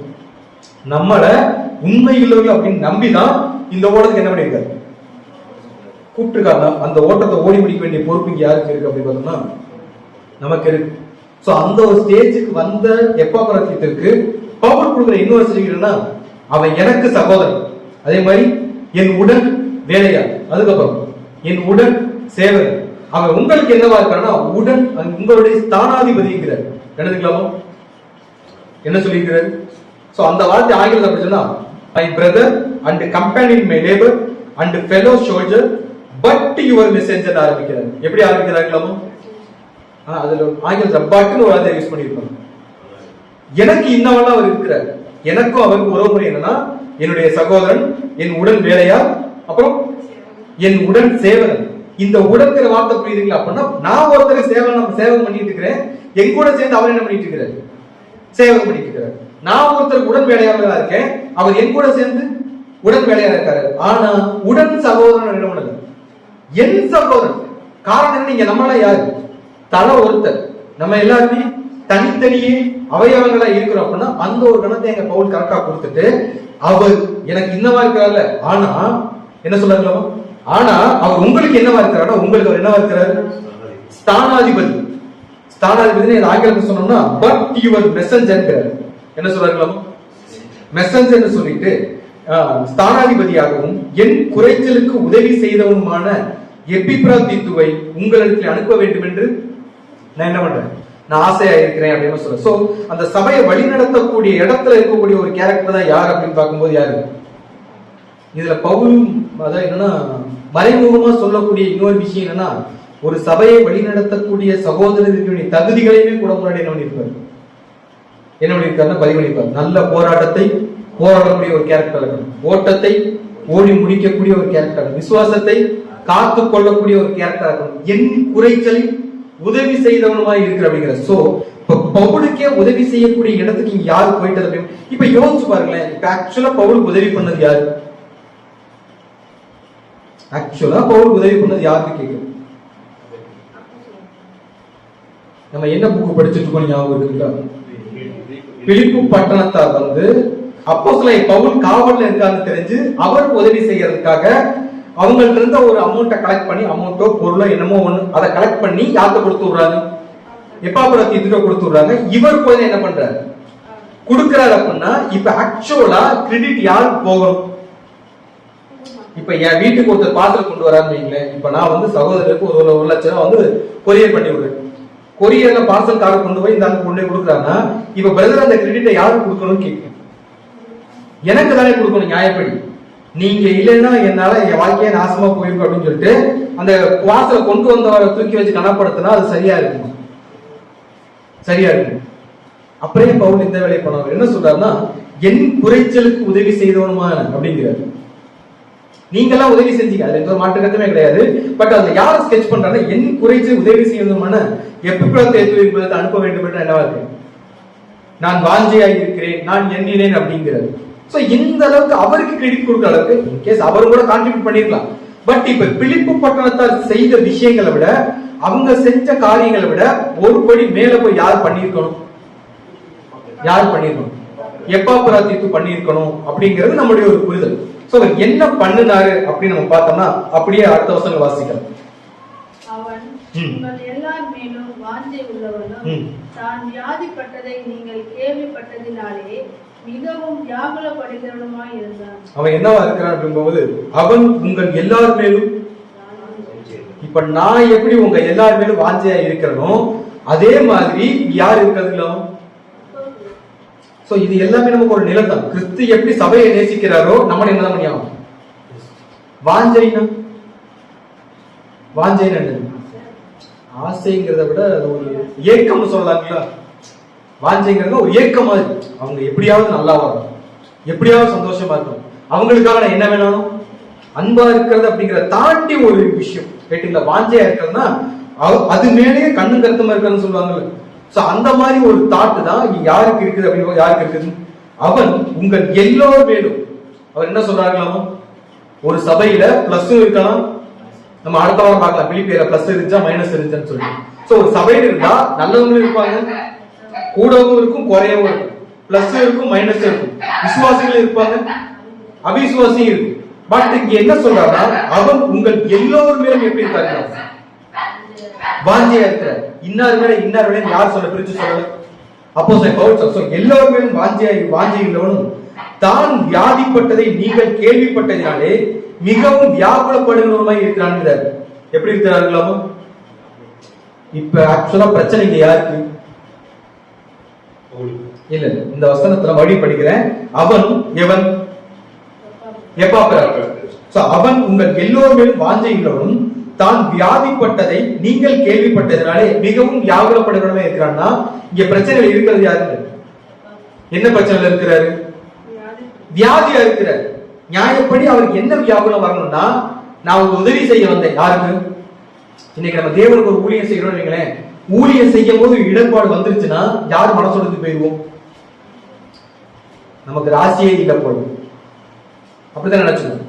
இல்ல தேவனுக்காக நான் ஒரு வேலை செஞ்சேன், இல்ல தேவனை நம்பி நான் ஒரு காரியம் பண்ணேன், இல்ல தேவன் மேல ஒரு விசுவாசம் வச்சு நான் ஒரு காரியம் பண்ணேன், ஆனா அதுக்கு என்ன, எனக்கு என்ன ஆகல, எனக்கு உரிய பரிசு கிடைக்கல, எனக்கு உரிய அங்கீகாரம் கிடைக்கல அப்படின்னா நம்ம என்ன ஆகும்னு கேட்கிறேன். சோர்வடைஞ்சு இங்க போயிடுவோம். இனிமேல் இந்த வேலையை நான் செய்யவே வேண்டாம், இல்ல இந்த வேலையை செஞ்சதுனால எனக்கு இப்படிப்பட்ட ஒரு நிலைமை வந்துருச்சு அப்படின்ற மாதிரி நம்ம என்ன பண்ணுவோம், ஃபீல் பண்ணுவோம். பட் இங்க என்ன நடக்குதுன்னா, இவர் பிலிப்பு பட்டணத்துல இருந்து இப்ப பவுல் எங்க இருப்பார்? ரோம்ல இருப்பார். எங்க இருப்பார்? ரோம்ல இருக்கிறார். ரோம்ல இந்த டொனேஷனை கொடுத்துட்டு இருக்கிற கண்டிஷன்ல எப்பாப்பிரத்துக்கு எப்படி இருக்கிறாரு? வியாதியா இருக்கிறார். என்னவா இருக்கிறாரு? வியாதியா இருக்கிறாரு. ஆனா தான் வியாதிப்பட்டதை நீங்கள் கேள்விப்பட்டதினாலே மிகவும் வியாகுலப்படுகிறவனுமாய் இருந்தார். இப்ப வியாதிப்பட்டதை யார் கேள்விப்பட்டது இல்லாம? பிலிப்பு பட்டணத்துக்காரன் கேள்விப்படுறாரு. அவருக்கு என்ன வந்துருச்சு? எப்பாப்பிரத்துக்கு என்ன ஆயிட்டாரு? வியாதியா இருக்கான்னு கேட்டு, இப்ப எப்பாப்பிரத்துக்கு என்ன ஃபீலிங் அப்படின்னா, நான் வியாதியா இருக்கிறத கேள்விப்பட்டு அந்த ஜனங்கள் சங்கடப்படுவாங்கன்னு சொல்லி இவர் என்ன பண்றாங்களாம்? இவர் சங்கடப்பட்டு இருக்கிறார். ஆனா இவர் எது மேல ஒரு கொஸ்டின் வரல, தேவனுக்காக நான் ஒரு வேலை பண்ணினேன், ஆனா எனக்கு இப்படி ஒரு காரியம் நடந்துருச்சே அப்படின்னு சொல்லிட்டு இவர் தேவன் மேல என்ன பண்ணல, மன கஷ்டப்படல. நம்மளால என்ன பண்ணிருப்போம்? நம்ம தேவனுக்காக ஒரு விஷயம் பண்றோம், ஒரு மாநாட்டுக்கு போறோம்னு வைங்களேன், திடீர்னு வழியில ஒரு அசம்பாதம் வந்துச்சுன்னா நம்ம தேவனுக்காக ஒரு ஊழியம் பண்றோம், ஆனா இப்படி நடந்துருச்சு அப்படின்னு யாரை குற்றப்படுத்துவோம்? சாத்தானைய குற்றப்படுத்துவோம். நம்ம தேவன்கிட்ட கேள்வி கேட்போம். நம்ம பர்சனல் லைஃப்ல தேவனுக்காக ஒரு வேலை பண்ணுவோம், இல்ல தேவனை நம்பி ஒரு வேலை பண்ணுவோம், அந்த வேலை கரெக்டா போய் முடிஞ்சிருக்காது, என்னவா முடியாது? தேவன் நமக்காக ஒரு டெஸ்ட் வச்சிருப்பாரு. ஆனா படி யார் நடத்திட்டு போடுவோம்னா, உங்களை நம்பி தானே இந்த ரிஸ்க நான் எடுத்தேன், எனக்கு இப்படி ஒரு காரியம் வந்துருச்சு, படி யார் மேல தூக்கி போட்டுரும் அப்படின்னு பார்க்கும்போது யார் மேல தூக்கி போட்டுருவோம்? தேவன் மேலேயே தூக்கி போட்டுருவோம். ஆனா இங்க அவர் பட்ட வியாதியோ அதை குறித்த காரியங்களுக்கோ இங்க யாரும் கவலைப்படல. எப்பாப்பிரத்து கொஞ்சம் கூட கவலைப்படாம தன்னை நினைத்து தன் சகோதரர்கள் வருத்தப்படுவாங்க அப்படிங்கிற வியாகுலம் தான் இங்க யாருக்கு அதிகமா இருக்குது அப்படின்னு யாருக்கு அதிகமா இருக்கு? சோ அவர் எந்த அளவுக்கு அது யோசிச்சு பாருங்களேன். இப்ப வியாதி வந்திருக்குன்னா முதல்ல யாரை பார்ப்போம்? நம்மள தான் பார்ப்போம். மத்தவங்க நம்மளை பத்தி என்ன நினைக்கிறாங்க யாரும் கவலைப்பட மாட்டோம். நம்ம ஃபர்ஸ்ட் நம்ம கியூர் ஆகும். சோ சாதாரண வியாதியா இருந்தா பரவாயில்ல. எப்பாப்பிரத்துக்கு என்ன வியாதி வந்திருக்கு அப்படின்னா அதுல அடுத்த வருஷம் வாசிக்கலாம். 27வது வருஷம். அவன் வியாதிப்பட்டு மரணத்திற்கு சமீபமாய் இருந்தது மெய்தான். ஆகிலும் தேவன் அவனுக்கு இறங்கினார். அவனுக்கு இறங்கினதும் அல்லாமல் துக்கத்தின் மேல் துக்கம் எனக்கு உண்டாகாதபடிக்கு எனக்கும் இறங்கினார். என்ன பண்ணார்களாமோ? அவன் வியாதிப்பட்டு எதுக்கு சமீபமா இருந்தார்களாமோ? மரணத்திற்கு சமீபமாய் இருந்தார் அப்படின்ற வார்த்தை போட்டுருக்காங்க. எதுக்கு சமீபமா இருக்காங்களாமோ? மரணத்திற்கு சமீபமாயினா அப்ப எந்த அளவுக்கு வியாதியா இருந்திருக்கோம்? ஏறக்குறைய செத்துட்டார். இன்னும் கொஞ்சம் விட்டா என்ன ஆயிடுவார்? செத்துவர். அப்ப கூட இவன் யாரை குற்றப்படுத்தல? தேவனை குறித்த எந்த ஒரு மாற்று கருத்து யாருக்கு இல்ல? அவருக்கு இல்ல. பவுலை குறித்தான தூஷணமான வார்த்தை என்ன பண்ணல? உனக்கு உதவி செய்ய போய் என்னாச்சு? என் வாழ்க்கை ஏன் உசுறு ஆயிடுச்சு, கேள்விக்குள்ளாயிருச்சு அப்படின்னு சொல்லிட்டு பவுலை குற்றப்படுத்தி இல்ல தூஷணப்படுத்தின மாதிரி வார்த்தை யாருக்கு கிடையாது? எப்பாப்பிரத்து கிடையாது. இதன் நடுவுல தன்னுடைய ஜனங்கள் யாரு? தன் சபை மக்கள் தன்னை குறித்து கவலைப்படுவாங்களே அப்படிங்கிற வியாகுலம் தான் யாருக்கு அதிகமா இருந்திருக்கு அப்படின்னு பார்க்கும்போது எப்பாப்புரத்துக்கு அதுதான் என்ன வந்திருக்கலாம். சாகும் போது கூட தன்னுடைய ஜனங்கள் வருத்தப்படக்கூடாது அப்படிங்கிற சிந்தனைகளை தான் யார் போயிருக்கிறது. சோ இந்த இடத்துல அவர் சொல்ற விஷயம் என்னன்னா, அவன் வியாதிப்பட்டு என்னவா இருக்கலாம், மரணத்துக்கு சமீபமாய் இருந்தது மெய்தான், ஆகிலும் தேவன் அவனுக்கு என்ன பண்ணார்களாம், இறங்கினார். எப்ப இறங்கியிருக்காரு? மரணத்துக்கு சமீபமாய் இருக்கும் போது. அவர் வியாதி படும் போது அவர் என்ன பண்ணாங்க, இறங்கல. வியாதி முட்டும் போது அவர் என்ன பண்ணாங்க, இறங்கல. வியாதி முற்றி மரணத்துக்கு சமீபமா இருக்கும்போது யார் இறங்கி இருக்கிறது? சோ நமக்கு டெஸ்ட் பீரியட் அப்படிங்கிறது எது வரைக்கும் இருக்குங்களா? இது வரைக்கும், அது வரைக்கும் இல்ல. கிறிஸ்துவுக்கு வந்து செத்ததுக்கு அப்புறம் சாகம் லாஸ்ட் செகண்ட் வரைக்குமே கிறிஸ்துக்கு என்ன இருந்துச்சு. சோ அவருக்கு நடக்கிறது யாருக்கு நடக்கும்? நமக்கு நடக்கும். அதுல புஸ்தம் என்ன ஆயிடும். சோ நமக்கு ஒரு விஷயம் தேவனுக்காக செய்யும் போது, இல்ல தேவனை முன்னிட்டு ஒரு காரியம் செய்யும் போது, அந்த காரியம் நினைச்ச மாதிரி முடியல அப்படின்னா அதனால யார் வருத்தப்படக்கூடாது? நம்முடைய வேலை தேவனுடைய வேலையை செய்யறது. அதை எந்த சூழ்நிலையா இருந்தாலும் செய்யணும் அப்படிங்கறது ஒரு வைராக்கியம் தான் நமக்கு இருக்கணுமே. எந்த சூழ்நிலை தேவனையோ தேவனுடைய காரியத்தை செய்யக்கூடிய ஊழியர்களையோ நம்ம என்ன பண்ணிடக்கூடாது, தூஷணப்படுத்திட கூடாது அப்படிங்கிற ஒரு தெளிவான புரிதல் யாருக்கு இருந்திருக்குன்னா இந்த எப்பாப்புரத்துக்கு இருந்திருக்கு அப்படின்னு குறிச்சு பார்க்கணும். சோ எந்த அளவுக்கு, அதாவது மரணத்திற்கு ஏதுவான வியாதி வர அளவுக்கு எப்பாப்புரத்துக்கு என்ன ஆச்சு? இல்ல பிலிப்பு பட்டணத்தால் செய்த ஊழியங்களை விட எப்பாப்புரத்தோட ஊழியம் பவுலுடைய பார்வையில் எப்படி ஒருபடி அதிகமா காணப்பட்டது அப்படின்னு ஒரு கேள்வி கேட்டோம்னா, ஒரு சின்ன ஒரு விஷயத்துக்கு உள்ள போன அப்படிங்கும்போது, இப்ப பிலிப்பு பட்டணத்துக்கும் ரோம் பட்டணத்துக்கு எவ்வளவு தூரம் சொல்றாங்க அப்படிங்கும்போது ஏறக்குறைய 800 கிலோமீட்டர்ல இருந்து 1200 கிலோமீட்டர் சொல்றாங்க. எத்தனை கிலோமீட்டருங்களாமா? 800ல இருந்து 1200 கிலோமீட்டர். இப்ப எப்பாப்புரத்து யார் அப்படின்னா ஒரு புறஜாதி, ரைட்டுங்களா? அந்நிய தெய்வ வழிபாட்டுக்குள்ள இருந்த ஒரு கேரக்டர். அவருக்கும் கிறிஸ்துவுக்கும் எந்த ஒரு சம்பந்தமுமே கிடையாது. பட் அப்படிப்பட்ட ஒரு நபர் ஏதோ ஒரு வழியா கிறிஸ்துடைய ஊழியத்தினாலேயோ இல்ல பவுலுடைய ஊழியத்தினாலேயோ சத்தியத்துக்குள்ள ஈர்க்கப்பட்டு தேவனுடைய ஊழியத்தை செய்யணும் என்ன பண்ணிருக்காரு, உள்ள வந்திருக்கிறார். உள்ள வந்த ஒரு கேரக்டர் கிட்ட இப்ப இவங்க கான்ட்ரிபியூட்டை கலெக்ட் பண்ணி யாரை நம்பி கொடுக்குறாங்க? எப்பாப்புரத்துவ நம்பி அந்த கான்ட்ரிபியூட் என்ன பண்றாங்க, கொடுக்குறாங்க. இதை கொண்டு போய் சேர்க்க வேண்டிய பொறுப்பு யாருக்கு இருக்குன்னா இந்த கேரக்டருக்கு இருக்கு. டிராவல் பண்ணக்கூடிய தூரம் எவ்வளவுன்னா ஏறக்குறைய 800ல இருந்து 1200 கிலோமீட்டர் இந்த மாதிரி சொல்றாங்க. அதனால ஒரு வழியில போனா 800 கிலோமீட்டர், நடைபாதையா மலைவழி சுற்றுப்பாதை இந்த மாதிரி எல்லாம் போனோம்னா 1200 கிலோமீட்டர் வரைக்கும் வரும்னு சொல்றாங்க. ஏறக்குறைய நடைவழியா போனோம் அப்படின்னா ஒரு 2ல இருந்து 3 மாத காலம் ஆகும்ன்றதா சொல்றாங்க. எத்தனை மாசம் ஆகலாம்? 2ல இருந்து 3 மாச காலம்.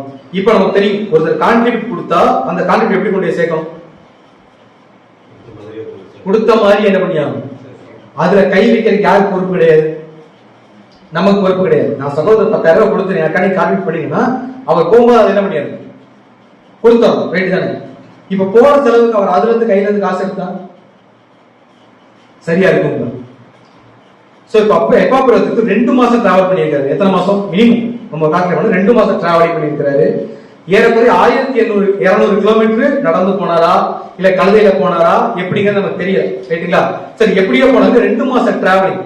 சோ வழி செலவுக்குள்ள இப்ப யார் தான் பார்த்துக்கணும், அவர் தான் பார்த்துக்கணும். அது சாப்பாடா இருக்கட்டும், ஆன் தி வே கன்வீனியன்ஸ் இருக்குங்களா, அதாவது சாப்பாடு செலவா இருக்கட்டும் இல்ல தங்குமிடமா இருக்கட்டும், தங்கறதுக்கு இடம் கிடைக்காம போலாம், எங்க வேணா எங்க தங்கறது இப்படிங்கிற எல்லா கேள்விகளுக்கும் யார்கிட்ட பதில் கிடையாது. இது எல்லா சூழ்நிலையில இந்த வியாதிப்பட்டு இருந்தான்னு படிக்கிறவங்கல்ல இந்த ஒரு வார்த்தைக்கு என்ன விளக்கம் கொடுக்குறாங்க அப்படின்னு பார்க்கும்போது, அந்த டைம்ல ஒரு விஷ காய்ச்சல் ஒன்று பரவிட்டு இருந்துச்சுங்களாம். என்ன பரவிட்டு இருந்துச்சுங்களாம்? விஷ காய்ச்சல், ஒரு மலேரியா மாதிரி வச்சுக்கோங்களேன். இது மாதிரி பரவிட்டு இருந்தா ஒரு தகவல் சொல்றாங்க. சோ இந்த மாதிரி டைம்ல இது எதையுமே கன்சிடர் பண்ணாம பவுலுக்கு உதவி செய்யணும் அப்படிங்கிற ஒரே நோக்கத்தை முன்னிலைப்படுத்தி போன ஒரு கேரக்டர் தான் யாரு? இப்ப மறுபடியும் கொரோனா வந்துட்டு இருக்கு, நம்ம தகவல் நியூஸ்ல பாத்துட்டு இருக்கோம். இப்ப கொரோனா வந்துருச்சுன்னு வச்சுக்கோங்க, மாதிரி லாக்டவுன் போட்டாங்க. இப்போ ஒரு சகோதரனுக்கு ஒரு பிரச்சனை, என்னது ஒரு சகோதரனுக்கு ஒரு பிரச்சனை, நீங்க தான் நம்பிக்கையான ஆடு, உங்க கையில நாங்க கொடுக்குற ஒரு அமௌண்ட்டை கொடுத்து நீங்க போய் கொடுங்க அப்படின்னா நம்ம எத்தனை பேர் ரெடியா இருக்கும்? ஃபர்ஸ்ட் கவர்மெண்ட் பயப்படுவோம். இல்ல வீட்டோட வெளியே போனாலும் என்ன வந்துருப்ப, ஏன்னா காத்துல பரவாயில்லையாது, செத்தா அடக்கம் பண்ண கூட என்ன வராது, ஆள் வர மாட்டாங்க. அனாதையா தான் என்ன பண்ணி ஆகணும், அடக்கம் பண்ணி ஆகணும். நம்ம பாடி என்ன பண்ணுவான்னு நமக்கு என்ன பண்ணாது சோ இந்த ஒரு சூழ்நிலை போகிற யோசிப்போமான்னு கேட்டா, நான் சொல்றேன் இந்த காலத்துல எல்லா செக்யூரிட்டி இருக்கு, எல்லா ஆல்டர்னேட்டிவ் இருந்துமே கூட நம்ம போறதுக்கான தைரியம் இருக்குமான்னு கேட்டோம்னா, பட் அன்னைக்கு ஒரு விஷக்காய்ச்சல் பரவி அநேக ஜனங்கள் செத்துக்கிட்டு இருந்தது மத்தியில அப்போஸ்தலனாகிய பவுலுக்காக நான் உதவி செஞ்சே தீர்வேன். சேவகம்னு சொல்லுவோம்ல, உடன் சேவகன். நான் இதை செஞ்சே தீர்வேன், இதை செய்யறதுனால எனக்கு என்ன ஆனாலும் பரவாயில்ல, எனக்கு என்ன ஆனாலும் பரவாயில்ல அப்படின்னு சொல்லிட்டு தீர்மானம் பண்ணி அந்த தீர்மானத்தை கடைசி வரைக்கும் நிறைவேற்றி முடிச்ச ஒரு கேரக்டர் யார் அப்படின்னு பார்க்கும்போது யாரு? சோ இவர் போகும்போது எப்ப வியாதி வந்துச்சு நமக்கு தெரியல.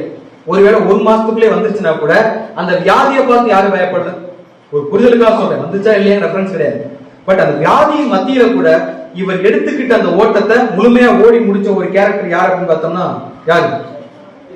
எப்பாப்ரோதித்து அப்படிங்கிற இந்த ஒரு கேரக்டர். சோ அந்த அளவுக்கு அவர் செய்ய வேண்டிய விஷயத்த, அதாவது எபிரேயர் வசனம், எபிரேயர் 6வது அதிகாரம் 10ஆம் வசனம்.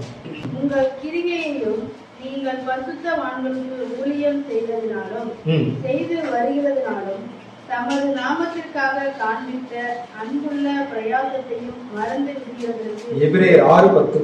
ஓகே, மறந்து விடுகிறது தேவன் அநீதி உள்ளவர் அல்லவே. என்ன சொல்லியிருக்காருன்னா, ஏனென்றால் உங்கள் கிரியையும் நீங்கள் பரிசுத்தவான்களுக்கு ஊழியம் செய்ததினாலும் செய்து வருகிற தமது நாமத்திற்காக காண்பித்த அன்புள்ள பிரயாசத்தையும் மறந்து விடுகிறதற்கு. சோ தேவன் நம்மளை ரட்சிக்கணும் அப்படின்னா அதுக்கு முன்னாடி நம்ம எல்லாம் பண்ணிருக்கணும். என்ன பண்ணிருக்கணும்? ஃபர்ஸ்ட் உங்கள் கிரியை, அதுக்கு அடுத்து நீங்கள் பரிசுத்தவான்களுக்கு செய்த. இங்க ரெண்டு விஷயம் பேசுறாரு. முதல்ல கிரியைங்கிறது யார் யாருக்காக பண்றது? கிரியைங்கிறது யார் யாருக்காக பண்றது? இல்ல, நான் எனக்காக பண்ணிக்கிறது. கிரியைங்கிறது இப்ப நான் சுத்தமாகணும், நான் குளிக்கணும். குளிக்கிறதுங்கிறது யார் சுத்தமாக பண்றது? நான் சுத்தமா, நான் போய் பேசாம இருக்கிறது யார் சுத்தமாக பண்றது? நான் சுத்தமாக பண்ணிக்கிறது பேர் தான் என்னது? கிரியை. இப்ப அடுத்து நான் செய்ய வேண்டியது உங்கள் கிரியையும் நீங்கள் பரிசுத்தவான்களுக்கு. சோ ஃபர்ஸ்ட் நான் என்னைய சரி பண்ணிருக்கணும், அதுக்கடுத்து என்னவும் பண்ணிருக்கணும். பரிசுத்தவான்கள் உதவி செய்யக்கூடிய காரியங்களை யார் பண்ணிருக்கணும்? சோ இது ரெண்டையும் பண்ணின ஒரு கேரக்டர் யாருங்களா? இந்த எப்பாப்ரோதித்து. சோ ஏனென்றால் உங்கள் கிரியையும் நீங்கள் பரிசுத்தவான்களுக்கு ஊழியம் செய்ததினாலும் செய்து வருகிறதினாலும் தமது நாமத்திற்காக காண்பித்த அன்புள்ள பிரயாசத்தை. யாருடைய நாமத்திற்காக? இது ரெண்டையும் நம்ம யாருக்காக செஞ்சிடக்கூடாது? கிரியையும் சரி, இல்ல சகோதர ஊழியம் பண்றதையும் சரி, யாருக்காக செஞ்சிடக்கூடாது? என்னுடைய சுயநலத்துக்காக என்ன பண்ணிடக்கூடாது, செஞ்சிடக்கூடாது. நான் இதை செஞ்சா என்ன பண்ணுவாங்க? பெருமையா பேசுவாங்க. நான் கொண்டே கொடுத்தா சபையில எனக்கு ஒரு பொறுப்பு கிடைக்கும், எனக்கு ஒரு அதிகாரம் கிடைக்கும். இப்படி சிந்தனை யாருக்கு வந்துடக்கூடாது? நமக்கு எந்த ஒரு எக்ஸ்பெக்டேஷனுமே இல்லாம, சோ உங்கள் கிரியையும் நீங்கள் பரிசுத்தவான்களுக்கு ஊழியம் செய்ததினாலும் செய்து வருகிறதினாலும் என்ன பண்ணிட்டு இருக்கீங்களாமோ? செஞ்சு முடிச்சா மட்டும் வராது. எப்பெல்லாம் வாய்ப்பு கிடைக்குதோ அப்பெல்லாம் அந்த வேலையை செய்யறதுக்கு யார் ரெடியா இருக்கணும்? யார் ரெடியா இருக்கணும்? உதவி யாரும் கேட்க மாட்டாங்க, என்ன பண்ண மாட்டாங்க. அப்போஸ்தலனாகிய பவுல் நான் சிறையில இருக்கிறேன், எனக்கு உதவி பண்ணுங்கன்னு சொல்லிட்டு பிலிப்பு பட்டணத்துக்கு என்ன பண்ணாங்க? நம்ம நெக்ஸ்ட் வீக் பார்க்கலாம். சோ இவங்க கேள்விப்பட்டிருப்பாங்க. யார் கேள்விப்பட்டிருப்பா? அப்போஸ்தலனாகிய பவுல் காவல்ல இருக்கிறன்னு கேள்விப்பட்டிருப்பாங்க. சோ கேள்விப்பட்ட சூழ்நிலை இந்த ஜனங்கள் எப்படி இருப்பாங்கன்னா, நமக்கு ஒரு வசனங்கள்லாம் இருக்கு, கொரிந்தியர்ல படிக்கலாம், பின்னாடி பார்க்கலாம். அவங்க ரொம்ப வறுமையில இருப்பாங்க. என்ன கண்டிஷன்ல இருப்பாங்க? பைபிள் அதை தரித்திரன்னு போட்டிருக்காங்க. அவங்க பெரிய வார்த்தை. அவங்க தரித்திரத்துல இருக்கும் போதுமே கூட அந்த தரித்திரத்துல அவங்களுக்கு என்ன மிஞ்சிச்சோ அதையெல்லாம் ஒன்னா சேர்த்து யாரு கொடுத்து அனுப்பியிருப்பாங்கன்னா, யாரு கொடுத்து அனுப்பியிருப்பாங்க? யோசிச்சு பாருங்களேன். இவங்க தரித்திரத்துல இருக்கிறாங்க அப்படின்னா அந்த அமௌண்ட்டை கலெக்ட் பண்ணா அந்த அமௌண்ட் எவ்வளவு காஸ்ட்லியான அமௌண்டா இருக்கும் நமக்கு புரியுதுங்களா? ஒருத்தர் ஏழை, பரம ஏழை, அவருக்கு 1 ரூபா தான் இருக்கு. என்னதான் இருக்குது? அந்த 1 ரூபாய்க்கு யார்கிட்ட கொடுக்குறாரு? யார்கிட்ட கொடுக்குறாரு? எப்பாப்ரோதித்து அந்த 1 ரூபாய அவர் பாக்கெட்ல போட்டு போயிருந்தாரு. யார் நம்பிக்கை செத்து போயிருக்கும்? பவுலோட நம்பிக்கையை செத்து இருக்கும். அதே மாதிரி இந்த பிலிப்பு போன்ற ஜனங்களுடைய நம்பிக்கை என்ன இருக்கும்? சோ அந்த கொடுத்த அவங்களுடைய அந்த பிரயாசத்துக்குரிய மரியாதை யாரு கொடுத்திருக்கிறது? எப்பாப்ரோதித்து கொடுத்திருக்காரு. சோ அந்த ஜனங்கள் 1 ரூபா கொடுத்தாலும் அவங்க அவ்வளவு கஷ்டத்தின் மத்தியில் என்ன பண்ணிருக்காங்க? அந்த அமௌண்ட்டை கொடுத்துருக்காங்க அப்படின்னா அவங்க பட்ட பிரயாசத்துக்கு அதிகமா யார் பிரயாசப்படணும்? ஒரு சபையுடைய பொறுப்பாளருக்கு இருந்தாங்க அப்படின்னா அவங்களுடைய முதலான ஒரு பிரதிநிதித்துவம் என்ன அப்படின்னா இந்த ஒரு விஷயம். சபை மக்கள் கொடுக்கிற கான்ட்ரிபியூட்டோட 10 டைம்ஸ் பெட்டரா யார் கொடுத்தாலும் யார் கொடுக்கணும்? அவங்க யாரை நம்புறாங்களோ அப்படி புரிஞ்சுக்கலாங்களா? அந்த ஜனங்கள் நீங்க தான் எங்களுடைய பொறுப்பாளர், நீங்க சொல்றதை நாங்க கேட்கிறோம் ரெடியாகி உங்கள்கிட்ட ஒரு விஷயம் அவங்க கொடுக்குறாங்கன்னா அதை விட 10 டைம்ஸ் பெட்டரா தான் யார் செய்ய ரெடியா இருக்கிறீங்க? அவர் போல் சொல்லியிருப்பார், உங்கள் ஸ்தானாதிபதியும் இருப்பார். என்ன சொல்லியிருப்பாருங்களாமோ? உங்கள் ஸ்தானாதிபதினா உங்களுக்காக என்ன வேணா யார் செய்வா? யார் செய்வா? இவர் செய்வார். உங்களுக்காக என்ன வேணா செய்யக்கூடிய அளவுக்கு ஒரு கரெக்டான நபர் தான் யார் சூஸ் பண்ணிருக்கீங்க? நீங்க எல்லாருமே சூஸ் பண்ணிருக்கீங்க அப்படிங்கிற மாதிரி ஒரு கேரக்டர் தான் யாருன்னா இந்த எப்பாப்ரோ தீத்தோ அப்படிங்கிற இந்த ஒரு கேரக்டர். சோ இவர் என்ன சொல்றாரு அப்படின்னு பார்க்கும்போது, சோ இந்த அளவுக்கு பண்ண விஷயங்கள் எல்லாமே இவருடைய சுயலாபத்தை யார் பண்ணல? இந்த ஒரு கேரக்டர் பண்ணல. சோ தேவனை முன்னிட்டு தேவனுடைய பரிசுத்த ஊழியம் செஞ்சோம் அப்படின்னா அதுக்கு தேவன் கொடுக்கக்கூடிய விலை என்ன அப்படின்னு பார்க்கும்போது, செய்து வருகிறதுனாலும் தமது நாமத்திற்காக காண்பித்த அன்புள்ள பிரயாசத்தையும். என்ன பிரயாசம்? கம்பல்சரி கிடையாது. தேவனுடைய ஊழியத்தை எப்படி செய்யக்கூடாது? அவனவன் கட்டாயமாயும் அல்ல, விசனமாயும் அல்ல, செய்யணும் முடிவு கொண்டா எப்படி செய்யணும்? முழு இருதயத்தோட, முழு மன விருப்பத்தோட, உற்சாகத்தோட என்ன பண்ணுங்க செய்யுங்க. அப்படின்னா சாக போற நேரத்திலையும் உற்சாகமா அந்த ஊழியத்தை யார் பண்ணியிருக்கிறது இல்லாம, சோ தமது நாமத்திற்காக காண்பித்த அன்புள்ள பிரயாசத்தையும் மறந்து விடுகிறதற்கு தேவன் அனுமதியுள்ளவர் அல்லவேண்டார். சோ கடைசி நேரத்துல கூட தேவனுடைய டெஸ்ட்ல அங்க யார் பாஸ் ஆனதுன்னா எப்பிரத்தி என்ன பண்ணார்? பாஸ் ஆனதுனால தேவன் அவருக்கு இறங்கினார்னு சொல்லியிருப்பார். சோ அவர் மரணத்திற்கு ஏதுவான, மரணத்திற்கு சமீபமான வியாதியில இருந்துமே கூட அவரை யார் ரிலீஸ் பண்ணியிருப்பார்? தேவன் ரிலீஸ் பண்ணியிருப்பார். அவர் இந்த வியாதியில இருந்து யார் ரிலீஸ் பண்ணியிருப்பார்? சோ நமக்கு இதுக்கெல்லாம் பேசிக்கான ஒரு நாலேஜ் என்ன அப்படின்னு பார்க்கும்போது ஒரு வசனம் வாசிக்கலாம். யோவான் 13வது அதிகாரம் 34வது வசனம். நீங்கள் ஒருவரில் ஒருவர் அன்பாய் இருங்கள், நான் உங்களில் அன்பாய் இருந்தது போல நீங்களும் ஒருவரில் ஒருவர் அன்பாய் இருங்கள் என்கிற புதிதான கட்டளையை உங்களுக்கு கொடுக்கிறேன். சோ இந்த கட்டளை நிறைவேற்றி முடிச்ச ஒரு கேரக்டர் யார் அப்படின்னு பார்க்கும்போது எப்பாப்ராத்தி. கேட்டீங்களா? சோ நீங்க அன்பா இருங்க. நீங்க மட்டும் அன்பா இருந்தா பத்தாது. எப்படி இருக்கலாமோ நீங்கள் ஒருவரில் ஒருவர் என்னவா இருக்கு?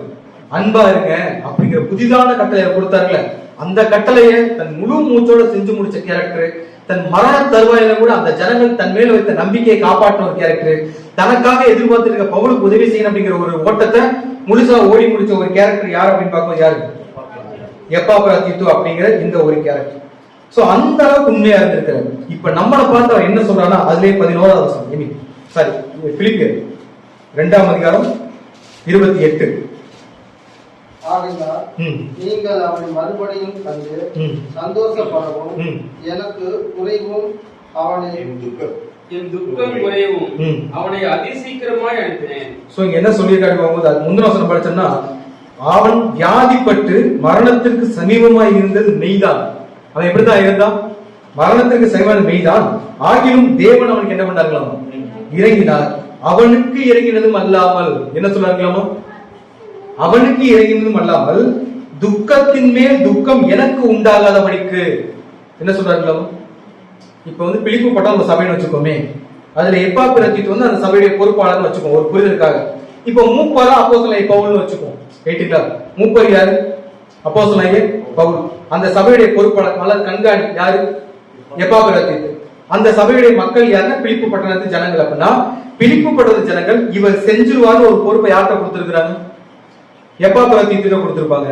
எப்பாப்ராத்தீத்து அந்த பொறுப்பை கொண்டு போய் சேர்க்க வேண்டிய பொறுப்பு யாருன்னா மூப்பருக்கு. இப்ப கொண்டு அந்த இடத்துல ஏதாவது ஒண்ணு ஆயிடுச்சுன்னா இப்ப பவுல் எங்க இருக்கிறார்? ஆக்சுவலா பவுல் எங்க இருக்கிறாரு? ஜெயில. சகோதரர் சரியா சொன்னார். அவர் கைதியா இருக்கிறார், சிறைச்சாலையில இருக்கிறார், விலங்கிடப்பட்டு இருக்க கண்டிஷன்ல. ஆல்ரெடி நான் எதுலதான் இருக்கிறேன்? நான் துக்கத்துலதான் இருக்கிறேன். இங்க எனக்காக ஒரு வேலை செய்ய இவருக்கு ஏதாவது ஒரு ஆகி போச்சுன்னா எனக்கு இன்னும் என்ன ஆயிடும்? என்ன ஆயிடும்? சோ என்ன சொல்றாருன்னா, இறங்கினதும் அல்லாமல் துக்கத்தின் மேல் துக்கம் எனக்கு உண்டாகாதபடிக்கு. யாருக்கு உண்டாகாதபடிக்கு? சோ இவன் செத்துட்டா இவனுக்கு ஏதாவது ஆயிடுச்சுன்னா என்னால என்ன முடியாது? ஒரு ஊழியனுக்காக பரிதவிக்கக்கூடிய அந்த சிந்தனை இருக்குங்கள, அவன் என்னானா எனக்கு என்ன, என் காரியம் முடிஞ்சா எனக்கு போதும் அப்படிங்கிற சிந்தனை அங்க யாரும் கிடையாது. பவுல் கிடையாது. ஒருவர் பாரத்தை ஒருவர் சுமந்து இப்படியே கிறிஸ்துவின் பிரமாணத்தை நிறைவேற்றல அப்படின்னா, இப்ப பவுல் இவர் முடியாம இருந்திருக்காரு, வியாதி பட்டிருக்காரு அப்படின்னா இவருக்காக போய் எந்த அளவுக்கு வேண்டியிருக்கோம், எந்த அளவுக்கு பிரேயர் பண்ணிருக்கோம், எந்த அளவுக்கு பிரயாசப்பட்டிருக்கோம். சோ இது எல்லாமே யாரு கத்துக்கக்கூடிய வேண்டிய விஷயம் அப்படி பார்க்கும்போது இன்னைக்கு சபை மத்தியில் இருக்கக்கூடிய நமக்கு ஒருவர் வார்த்தை ஒருவர் சுமந்து அந்த ஒரு வேலையை செய்யக்கூடிய பொறுப்பு யாருக்கு இருக்கலாமா? சோ இப்ப இவர் உயிர் பொழைச்சது எப்பிப்ராத்தீத்துக்கு சந்தோஷமே இல்லையோ அதிகமான சந்தோஷம் இங்க யாருக்கு இருக்கலாமா? பவுல் என்ன சொல்றாருன்னா, தேவன் எப்பிப்ராத்தீத்துக்கு இறங்கினார் கேட்டீங்களா, அவருக்கு இறங்கினார், அவர் குறைச்சிக்கிட்டார். ஆனா அவருக்கு மட்டும் தேவன் இறங்கல. என்னுடைய துக்கத்தின் மேல் துக்கம் அதிகரிக்காதபடிக்கு தேவன் யாருக்கு இறங்கி இருக்கிறார்? சோ ஒரு சகோதரனுக்கு கிடைச்ச கிரேஸ்ல இங்க யார் சந்தோஷப்பட்டிருக்கிறது? நம்ம படுவோம். யாராவது ஒருத்தர் நல்லா இருந்துட்டாருன்னு வைங்களேன், நம்ம மனசே தாங்க. ரைட்டுங்களா? ஜெயில இருக்கிறது நான், இந்த மனுஷன் என்ன ரிலீஸ் பண்ணல, யாரும் ரிலீஸ் பண்ணல. ஜெயில இருக்கிறது நானு. மனுஷன் என்ன புரியுதுங்களா? கடவுளை சொல்றேன், ஒரு புரிதல் இருக்காரு. ஜெயில இருக்கிறது நானு. நியாயப்படி கடவுள் யார் ரிலீஸ் பண்ணிருக்கணும்? என்ன ரிலீஸ் பண்ணிருக்கணும்? என்ன விட்டுட்டு இவன் சாக கடவுள் இவனை காப்பாற்ற வேண்டிய அவசியம், என்ன ரிலீஸ் பண்ணி காப்பாற்ற வேண்டியதானே? அப்ப கடவுள் யாருக்கு முக்கியத்துவம் கொடுத்திருக்கிறாரு? எப்பாபரத்துக்கு என்ன விட அவனுக்கு பிரயாரிட்டி கொடுக்கிறாரு அப்படின்னா நம்ம எப்படி அவரை பார்ப்போம்? என்னைய முந்திட்டு நீ போக பாக்குறியா அப்படிங்கிற சிந்தனை. ஒருத்தர் நல்லா இருந்தா நமக்கு எப்படி இருக்காரு? நம்மளால ஜீரணிக்கவே முடியாது. நம்ம அவர் மேலதான் எல்லாத்தையும் தூக்கி என்ன பண்ணுவோம்? இப்ப சபையில ஒருத்தர் பணக்காரா இருக்கான்னு வைங்களேன், ஓரளவுக்கு இன்ஃபுளுன்ஸ் பண்ணிடுறாரு இருக்காருன்னா சபையுடைய பொறுப்புகளை யார்கிட்ட கொடுத்துருவோம்? யார்கிட்ட கொடுத்துருவோம்? அவர்கிட்ட கொடுத்துருவோம். நீங்களே எல்லாத்தையும் பண்ணிக்கங்க, எங்களுக்கும் இந்த பிரச்சனைக்கும் சம்பந்தமே இல்லை. அப்படியே பல இடத்துல அந்த சம்பவம் நடந்துருக்கு. இன்னைக்கு அந்த மாதிரி சிந்தனை யாரும் கிடையாது. சோ அவர் பொழைச்சதுல எப்பாபரத்துக்கு எந்த அளவுக்கு சந்தோஷமோ அதை விட ஒரு படி அதிகமான சந்தோஷம் தான் இங்க யாருக்கு இருந்துக்கலாம். ஏன்னா இவன் நல்லா இருந்தா நாளைக்கு இன்னும் 10 ஜனங்களுக்கு யாரும் உதவி செய்வோம். நான் ஒரு பரிசுத்தவான், புரிதல் சொல்றேன், ஒரு பரிசுத்தவானுக்கு உதவி செஞ்சார். அதான் பவுல சொல்லிட்டு இருக்கேன், என்னைய சொல்லலை. பவுல் ஒரு பரிசுத்தவான். இந்த பரிசுத்தவான் உதவி செஞ்ச ஒரு கேரக்டர் இன்னும் மறுபடியும் இன்னும் ஒரு 2 வருஷம் உயிரோட இருந்தாருன்னா இன்னும் 100 பேருக்கு என்ன பண்ணுவார்? உதவி செய்வார். அப்படிங்கிற பட்சத்துல சோ அவர் உயிரோட வந்ததுக்கு யார் இங்க அதிகமா சந்தோஷப்பட்டார் அப்படின்னு பார்க்கும்போது பவுல் யாருக்கு நன்றி சொல்றாருங்களாமா? தேவன் என்மேலும் இரக்கமாய் இருந்தார் அப்படின்னு சந்தோஷப்படக்கூடிய இடத்துக்கு யாரு போயிட்டது அப்படின்னு பார்க்கும்போது சோ அடுத்த வருஷம் சொன்னா, ஆகையால் நீங்கள் அவனை மறுபடியும் கண்டு சந்தோஷப்படவும் அப்படின்னா அவங்க எப்படி என்ன கண்டிஷன்ல இருக்காங்கன்னா எப்பாபரத்துக்கு எப்படி ஆயிட்டாரு? இல்ல இதுக்கு முன்னாடி வியாதிப்பட்டிருக்கிறார். அவர் மரணத்திற்கு ஏதுவான ஒரு வியாதியா இருக்கிறாரோ அந்த ஜனங்கள் மொத்த பேர் என்ன கண்டிஷன்ல இருந்திருப்பாங்க? என்ன கண்டிஷன்ல இருந்திருப்பாங்க? துக்கமா இருந்திருப்பாங்க. நம்ம எல்லாம் அப்படி இருப்பாங்க.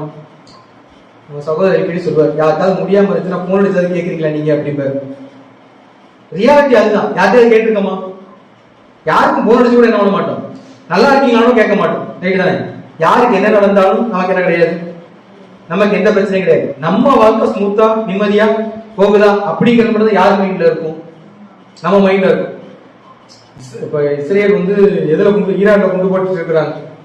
நீ தீர்க்க தரிசனத்தின்படி ரைட்டு நாள் மனசுல ஒரு சின்ன வருத்தமா நமக்கு இருக்கணுமான்னு கேட்டா இங்க ரொம்ப பேருக்கு அதை பத்தின தகவலே யாருக்கு தெரியாது. யார் மேல கொண்டு போட்டா நமக்கு என்ன, நம்ம மேல போடாத வரைக்கும் இதுல எங்களுக்கு எல்லாம் நம்மள மாதிரி ஏரியாவுக்கு என்ன காட்டுறேன்னா அப்படியே கொண்டு போட்டா மெட்ராஸ்ல விழுகும். அப்படி இல்லைன்னா மெயினான சிட்டியில தான் என்ன பண்ணும், மும்பை டெல்லி இந்த மாதிரி மெயினான சிட்டியில தான் விழுகும். எங்க விழுகாது, இங்க எல்லாம் விழுகிறதுக்குலாம் ஒன்றும் வாய்ப்பே இல்லை. அப்படின்ற மாதிரியான ஒரு சிந்தனையில எந்த ஒரு கவலையுமே இல்லாம யார் இருக்கும், நம்ம இருப்போம். ஆனா என்ன சொல்றாருன்னா, ஆகையால் நீங்கள் அவனை மறுபடியும் கண்டு சந்தோஷப்படவும் அப்படின்னா இப்ப அந்த ஒரு சகோதரனுக்காக சபையை என்ன கண்டிஷன்ல துக்கமான ஒரு கண்டிஷன்ல இருந்திருக்காங்கன்னா அந்த சகோதரன் எப்படிப்பட்ட சகோதரனா இருந்திருக்கணும். இதுல 2 புரிதல் இருக்கு. மத்தவங்களுக்கா நம்ம இறங்கணும், அது எந்த ஒரு மாற்று கருத்துமே கிடையாது. எனக்காக நீங்க இறங்கணும் அப்படின்னா நான் என்னவா இருக்கணும்? புரியல? அதுக்கு அந்த பாத்திரமான நான் இருக்கணும். சகோதரர்கள் எல்லாருக்கும் நடுவுல எல்லாருக்கும் மத்தியில ஒரே மாதிரி அன்பையும் ஒரே மாதிரியான பாசத்தையும் காட்டின ஒரு நபரை யார் இருக்கணும்? நான் இருக்கணும். அப்படி இருந்தாதான் அந்த சபை மொத்தமும் எனக்கு ஒரு பாதிப்புங்கிறப்ப என்ன பண்ணும்? வருத்தப்படும், பிரயாசப்படும், துக்கப்படும். ரைட் தானே? இப்ப அந்த சகோதரன் எந்த அளவுக்கு ஒரு தேவனுக்கு பிரியமான ஊழியம் பண்ணியிருந்தா இவர் முடியாம இருக்கிறத கேள்விப்பட்டு அந்த மொத்த ஜனங்களும் அவங்க வருத்தப்பட்டிருப்பாங்க. யோசிச்சு பாருங்களேன். எங்களுடைய போதாமையில ஒரு அமௌண்ட்டை கலெக்ட் பண்ணி என்ன பண்ணிருக்கோம், கொடுத்துருக்கோம். எங்கள் நிமித்தம் தான் அந்த சகோதரன் என்ன பண்ணார், அங்க போனார். இப்ப அந்த பாடுகளுக்கு அவர் போயிருந்தா அந்த பாடுகள் யாரால வந்தது, எங்கனால வந்துச்சுன்னு இவங்க யோசிச்சிருக்காங்க. பவுலோட பாயிண்ட் ஆஃப் இருந்திருந்தா எனக்கு உதவி செய்ய போய் வந்தது நம்ம என்ன ஆயிடுச்சு, இப்படி ஆயிடுச்சு யோசிச்சிருக்கலாம். பட் இது எல்லாருடைய துக்கத்தையும் யாரு காம்ப்ரமைஸ் பண்ணதுன்னா தேவன் காம்ப்ரமைஸ் பண்ணிருக்காருதான். எல்லோரும் அந்த அளவுக்கு தேவனுக்கு உண்மையாகவும் தேவனுக்கு உத்தமமா ஊழியம் பண்ணிருக்கக்கூடிய ஒரு ஜனங்களா என்ன பண்ணிருக்காங்க, இருந்திருக்காங்க. அதான் முதலே சொன்னோம், பவுல் ரொம்ப என்ஜாய் பண்ணி எழுதின லெட்டர் தான் எந்த லெட்டர் அப்படின்னு பார்க்கும்போது இந்த ஒரு லெட்டர். கொண்டு போன பணத்தை கொண்டு போய் சேர்த்தாச்சே, அவன் எக்கடு கட்டா எனக்கு என்ன அப்படி இந்த ஜனங்க நினைச்சிருந்தாலோ, எனக்கு காசு கிடைச்ச வரைக்கும் சந்தோஷம், இவன் செத்துட்டான் நானா வர சொன்னேன். ஆனா ஒரு 2 நாள் வியாதி சரியான என்ன பண்ணிருக்கலாம், ஐ மீன் அந்த நோய் பரவிட்டு இருந்துச்சுங்கல்ல, விஷ காய்ச்சல், அது முடிஞ்ச பிறகு கூட வந்திருக்கலாம். உடனே நானா அழுதேன் இவர் சொல்லியிருந்தாலோ, நீங்க நம்ம எல்லாரும் அப்படித்தான் கலந்துக்குவோம். ஒரு பிரச்சனைக்கு ஒருத்தர் தள்ளி விடுவோம், தள்ளி விட்டு அவர் பிரச்சனை மாட்டிட்டாருங்களே, நீ தான் போன, எனக்கு இந்த பிரச்சனைக்கும் எந்த சம்பந்தமே இல்லை, உன் பிரச்சனை முடிஞ்சா நீ என்ன பண்ணு, நீ சமாளிச்சுக்க, நம்ம ஒதுங்கி வந்துட்டோம் அப்படின்னா நமக்குள்ள சகோதரன் இருக்குமான ஒரு கேள்வி கேட்டோம்னா, சோ நல்லதோ கெட்டதோ கடைசி வரைக்கும் அந்த சகோதரன் கூட நிற்க வேண்டிய பொறுப்பு தான் யாருக்கு இருக்குது. சோ சத்தியத்தின்படி அவங்களுக்கு உதவி செய்ய வேண்டிய பொறுப்பு தான் யாருக்கு இருக்கா, நமக்கு இருக்கு. சோ அதை செய்ததுனாலதான் பவுல் ரொம்ப என்ஜாய் பண்ணி, அதாவது எப்படின்னா ரொம்ப சந்தோஷப்பட்டு ரொம்ப உற்சாகத்தோட எழுதின ஒரு லெட்டர் தான் என்னன்னா, இப்ப பவுல் ஆக்சுவலா எங்க ஜெயில இருக்கிறாரு, எங்க இருக்கிறாரு, ஜெயில இருக்கிறவருக்கு ஒரு நல்ல செய்தி. இப்போ ஒரு அம்மா வந்து ஜெயில இருக்கான்னு வச்சுக்கோமே, சாக கிடந்த ஒரு குழந்தை திடீர்னு பொழைச்சிருச்ச கூட அந்த அம்மா அந்த செய்தி எப்படிப்பட்ட செய்தியா இருக்கும். சோ அந்த மாதிரி எக்ஸ்ட்ரீம் ஹாப்பியா எழுதின ஒரு லெட்டர் தான் எந்த லெட்டர், இந்த பிலிப்பியர்கள் இந்த ஒரு நிருபம். சோ பவுல் முன்னாடி இந்த கேரக்டர் எப்படிப்பட்ட கேரக்டர்னா, தேவனுக்கு பிரியமான ஊழியம் செய்யக்கூடிய ஒரு கேரக்டர் தான் யார் இருந்திருக்கிறதுனா இந்த எபிபிரதீத்து அப்படிங்கிற இந்த ஒரு கேரக்டர் இருக்காங்க அப்படின்னு வச்சு நம்ம பார்க்கிறோம். சோ அதுவே அடுத்த வருஷம் வாசிக்கலாம் 29 வழிபட படிக்கும். ஆனபடியினாலே நீங்கள் கர்த்தருக்குள் மிகுந்த சந்தோஷத்தோட அவனை ஏற்றுக்கொண்டு இப்படிப்பட்டவர்களை கனமாய் எண்ணுங்கள். ஏனெனில் நீங்கள் எனக்கு செய்ய வேண்டிய ஊழியத்திலே உங்கள் குறைவை நிறைவாக்கும்படிக்கு அவன் தன் பிராணனையும் எண்ணாமல் கிறிஸ்துவின் ஊழியத்தின் நிமித்தம் மரணத்திற்கு சமீபமாயிருந்தார். சோ என்ன சொல்றாரு, ஆனபடியினாலே நீங்கள் கர்த்தருக்குள் மிகுந்த சந்தோஷத்தோட அவனை ஏற்றுக்கொண்டு, சாரி அதுக்கு முன்னாடி அதுக்கு முந்தின சந்தோஷத்தை படிச்சலாம். ஆகையால் நீங்கள் அவனை மறுபடியும் கண்டு சந்தோஷப்படவும் என் துக்கம் குறையும். என்ன குறையணுங்களாமா, இப்ப நீங்க துக்கமா இருக்கிறீங்கன்னா எனக்கு இப்ப எப்படித்தான் இருக்கும். சோ நீங்க துக்கமா இருக்கிறீங்க, உங்க துக்கம் குறைஞ்சாதான் எது குறையும், என்னுடைய துக்கமும் குறையும். என் துக்கம் குறையும், அவனை அதி சீக்கிரமே நான் யார்கிட்ட அனுப்புறேன், உங்களுக்கு. ஏன்னா நீங்க அவனை பார்த்தாலும் இப்ப யார் ரொம்ப ஆவலா இருக்காது. எங்களுக்காக எங்களுடைய பொறுப்பை சுமந்துட்டு ஒரு சகோதரன் போனான், அவன் இப்ப என்ன ஆயிட்டான், ஒரு பாதிப்புல ஆயிட்டான்னு சொல்லிட்டு இவங்க மனசுக்குள்ள இப்ப யார் மேல இருக்குதுங்களாமா, யார் மேல இருக்குது, எப்பாபிரதீத்து மேல இருக்குது. அவரை பார்த்தா எங்களுக்கு போதும் அப்படிங்கிற. சோ இவங்களுக்கு தனியா குடும்பம் இருக்காதுங்களா, பிலிப்பி பட்டண சபை மக்களுக்கு தனியா குடும்பம் இருக்குமா, இருக்காதா, இருக்கும். இப்ப அவர் அங்க இருந்து வரணும்னா ஏற்கனவே 2 மாசமாவது ஆகும். எத்தனை மாசம் ஆகும், 2 மாசம். இந்த 2 மாசமும் இவங்க மைண்ட்ல இருந்த ஒரே விஷயம் என்னன்னா, யார பார்க்கணும், எப்பாபிரதீத்து என்ன பண்ணணும், நல்லபடியா பார்க்கணும். அவர் உண்மையிலேயே நல்லா ஆயிட்டாரா அப்படின்னு பார்க்கணும்னா, அப்ப அவங்க அந்த 2 மாசமும் அவங்க சிந்தனையில யாரும் இருந்திருக்க மாட்டார், குடும்பமோ குழந்தையோ தொழிலோ இது எதுவுமே கிடையாது. சோ அதான் சொல்ற, நான் அதி சீக்கிரமா என்னால எவ்வளவு முடியுமோ அவ்வளவு சீக்கிரம் யாரும் அனுப்பி விடுறேன், எப்பாபிரதீத்து உங்கள்கிட்ட என்ன பண்றேன், அனுப்பி விடுறேன். ஆனபடியினாலே நீங்கள் கர்த்தருக்குள் மிகவும் சந்தோஷத்தோட, யாருக்குள்ள, கர்த்தருக்குள் மிகுந்த சந்தோஷத்தோட அவனை ஏற்றுக்கொண்டு இப்படிப்பட்டவர்களை என்ன பண்ணுது, கனமாய் எண்ணுங்கள். இந்த மாதிரி சகோதரர்கள் உங்களுக்கு கிடைக்க மாட்டாங்க. இந்த மாதிரி சகோதரர் நம்ப மாட்டாங்க, உங்களுக்கு கிடைக்க மாட்டாங்க. நீங்க உங்களை எப்படி யூஸ் பண்ணிக்கீங்க, நல்லபடியா உங்களை யூஸ் பண்ணிக்கிற.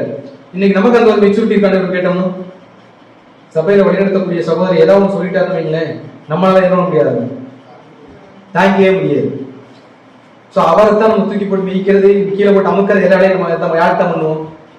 சோ உண்மையிலே அந்த சகோதரர் சத்தியத்துக்கு உட்பட்டு நடக்கிறார், தேவனுக்கு உண்டான வேலைகளை செய்யறார், பரிசுத்தவான்களுக்கு உதவி செய்யறதுல முதல் ஆளா நிக்கிறார், எல்லா காரியத்தையும் தேவனுக்கு பிரியமா செய்யறாரு அப்படின்னா, அந்த சகோதரர் என்ன சொன்னாலும் அதை கேட்கக்கூடிய பொறுப்புக்கு யாருக்கு இருக்கணும், யாருக்கு இருக்கணும்.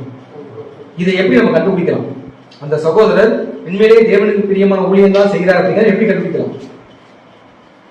பைபிள் ஒரு வசனம் இருக்கும்ல, அவர்களுடைய கனிகளினாலே அவர்களை அறிவீர்கள் அப்படின்னு சொல்லுவார். எதனால அறியலாங்களாமா, எந்த கனியினால அறியலாம். நம்ம ஆவின் கனிகள் படிச்சோம், என்னென்ன, அன்பு, சந்தோஷம், சமாதானம், நீடிய பொறுமை, தயவு, நற்குணம், விசுவாசம், சாந்தம், எப்படி சொல்லியிருப்போம்ல. இதுல இன்னைக்கு தலைப்பு ஒண்ணு வச்சோம், ஞாபகம் இருக்குங்களா, இது எத்தனாவது கனி, மறுபடியும் சொல்லி பாருங்க. 2வது கனி. சந்தோஷம் என்ன கனி, அன்புங்கிறது ஒரு கனி, சமாதானங்கிறது ஒரு கனி, நீடிய பொறுமை அப்படிங்கிறது ஒரு கனி, அதெல்லாம் ஒரு கேரக்டர், ரைட் தானே? சாந்த குணம் அப்படிங்கிறது ஒரு கேரக்டர், நீடிய பொறுமை அப்படிங்கிறது ஒரு கேரக்டர், தயவுங்கிறது ஒரு கேரக்டர், நல்ல குணங்கிறது ஒரு கேரக்டர், சாந்தம்ங்கிறது ஒரு கேரக்டர், இச்சை அடக்கம் அப்படிங்கிறது ஒரு கேரக்டர், சந்தோஷம்ங்கிறது என்னதுன்னு கேட்கறது அது கேரக்டரா? சந்தோஷம்ங்கிறது கேரக்டரா? கரெக்ட். அதுதான் பிரச்சனை. சந்தோஷம்ங்கிறது அது எப்படி சொல்றது, ஒரு எக்ஸ்ட்ரீம்ல வர்றது. நான் ஒரு விஷயத்துல ரொம்ப ஹாப்பியா இருக்கும்போது என்னதுன்னா வர்றதுக்கு பேர் தான் என்னது, சந்தோஷம். இங்க உங்களுக்கு எங்கெல்லாம் சந்தோஷம் இருக்கணும் அப்படின்னா பிலிப்பியர் வீட்டுல ஃப்ரீயா பண்ணி நெக்ஸ்ட் வீக் சப்ஜெக்டா பார்க்கலாம். பிலிப்பியர் புக் சொல்ற விஷயம் என்னன்னா, கிறிஸ்துவுக்குள்ள நிறைய பாடுகள் உங்களுக்கு வரும். யாருக்குள்ள பாடுகள் வரும்? கிறிஸ்துவுடைய ஜீவியத்தில் நீங்க ஜீவிக்கும் போது, பலியின் ஜீவியம் நீங்க டிராவல் பண்ணும்போது அநேக பாடுகள் வரும். அந்த பாடுகளின் மத்தியில் நீங்க என்னவா சந்தோஷமா இருக்கு. யார் இருந்தவன? ஆண்டவராகிய இயேசு கிறிஸ்து இருந்த மாதிரி. என்ன எங்க அப்பா என்னை நேசிக்க, தகப்பன் சிச்சியாத எங்க அப்பா என்னை அடிக்கிறான்னா, எங்க அப்பா என்னை பிள்ளையா என்ன பண்றாரு, ட்ரீட் பண்றாரு. எங்க அப்பா என்னை பிள்ளையா கன்சிடர் பண்றாருன்னா நீங்க இப்ப சந்தோஷமா இருக்கு. ஏன்னா வேற யாரையும் அவர் என்னவா பாக்கல, புத்திரனா பாக்கல. என்ன எங்க அப்பா புத்திரனா பாக்குறாரு, நீங்க என்னவா இருக்கு, சந்தோஷப்படும். இதுதான் பலியின் ஜீவியத்துல பாடுகளுக்குள்ள நம்ம என்ன பண்ணணும், சந்தோஷப்படணும். அதே மாதிரி சபையில சகோதர ஐக்கியத்துக்குள்ள என்ன வரும், கண்டிப்பா பிரச்சனை வரும். அந்த பிரச்சனைகளை என்ன பண்ணுது, எவ்வளவு வைரல் ஃபீவர் பரவிட்டு இருக்கு தெரியுமா? இப்ப கொடூரமான காய்ச்சல் பரவிட்டு இருக்கு. இப்ப நான் போனா கண்டிப்பா என்ன ஆயிருக்கு, செத்துருவேன். அவரும் பக்கத்து ஜெயில இல்ல, அவர் எங்க இருக்கிறார், ரோம்ல இருக்கிறார். ஏறக்குறைய 1000 கிலோமீட்டர் டிஸ்டன்ஸ். எத்தனை கிலோமீட்டர்? நான் எப்படி போவேன்?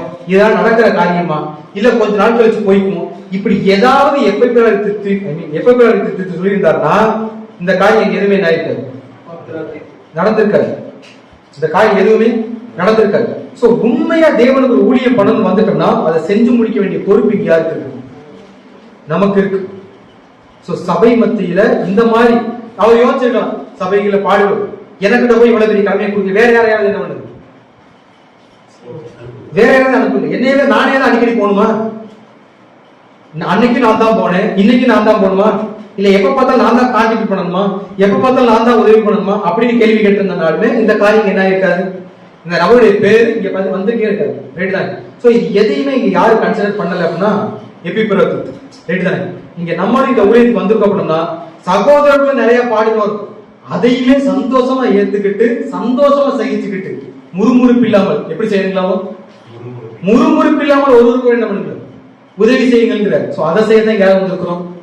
பட் இதுக்கு நடுவில் நம்ம எப்படித்தான் இருக்கணும், சந்தோஷமா இருக்கணும். நம்முடைய சுய பாடுகளுக்கு நடுவுல, சபைக்கு வரக்கூடிய பாடுகள் நடுவுல, சத்தியத்தில் நடக்கும்போது வரக்கூடிய பாடுகள் நடுவுல, எல்லாத்துக்கும் நடுவுல நம்ம கர்த்தருக்கு எப்படித்தான் இருக்கணும், சந்தோஷமா இருந்து நம்ம சகோதரரை கனப்படுத்த வேண்டிய பொறுப்பு இங்க யாருக்கு இருக்குது, நமக்கு இருக்குது. சோ ஆனபடியினாலே நீங்கள் கர்த்தருக்குள் மிகுந்த சந்தோஷத்தோட அவனை ஏற்றுக்கொண்டு இப்படிப்பட்டவர்களை ஏகமாய் கனம் பண்ணுங்கள், சார் இப்படிப்பட்டவர்களை கனமாய் எண்ணுங்கள் அப்படின்னு சொல்லிட்டு அதுல 30ஆம் வசனம் வாச்சனா, ஏனெனில் நீங்கள் எனக்கு செய்ய வேண்டிய ஊழியத்திலே உங்கள் குறைவை நிறைவாக்கும்படி அப்படின்னு ஆரம்பிக்கிறது. எப்படி ஆரம்பிக்கிறார்களோ, நீங்கள் எனக்கு செய்ய வேண்டிய ஊழியத்திலே உங்கள் குறைவை நிறைவாக்கும்படி. என்ன குறைவு, என்ன குறைவு? அது மரணம், அதெல்லாம் இருக்கட்டும். இப்ப இவங்க என்ன குறைவா இருந்தாங்க அப்படின்னு பார்க்கும்போது வசனம் வாசிக்கலாம். 2 கொரிந்தியர் 8வது அதிகாரம் 1 முதல் சில வசனம் 2ல படி. அவர்கள் மிகுந்த உபத்திரவத்தினாலேயே சோதிக்கப்படுகிறார்கள். இப்ப யாரை பார்த்து பேசினா, அந்த கண்ட்ரி பீப்புளை பார்த்து பேசிட்டு இருக்காரு, அந்த நாடு ஜனங்களை பார்த்து பேசிட்டு இருக்கிறாரு.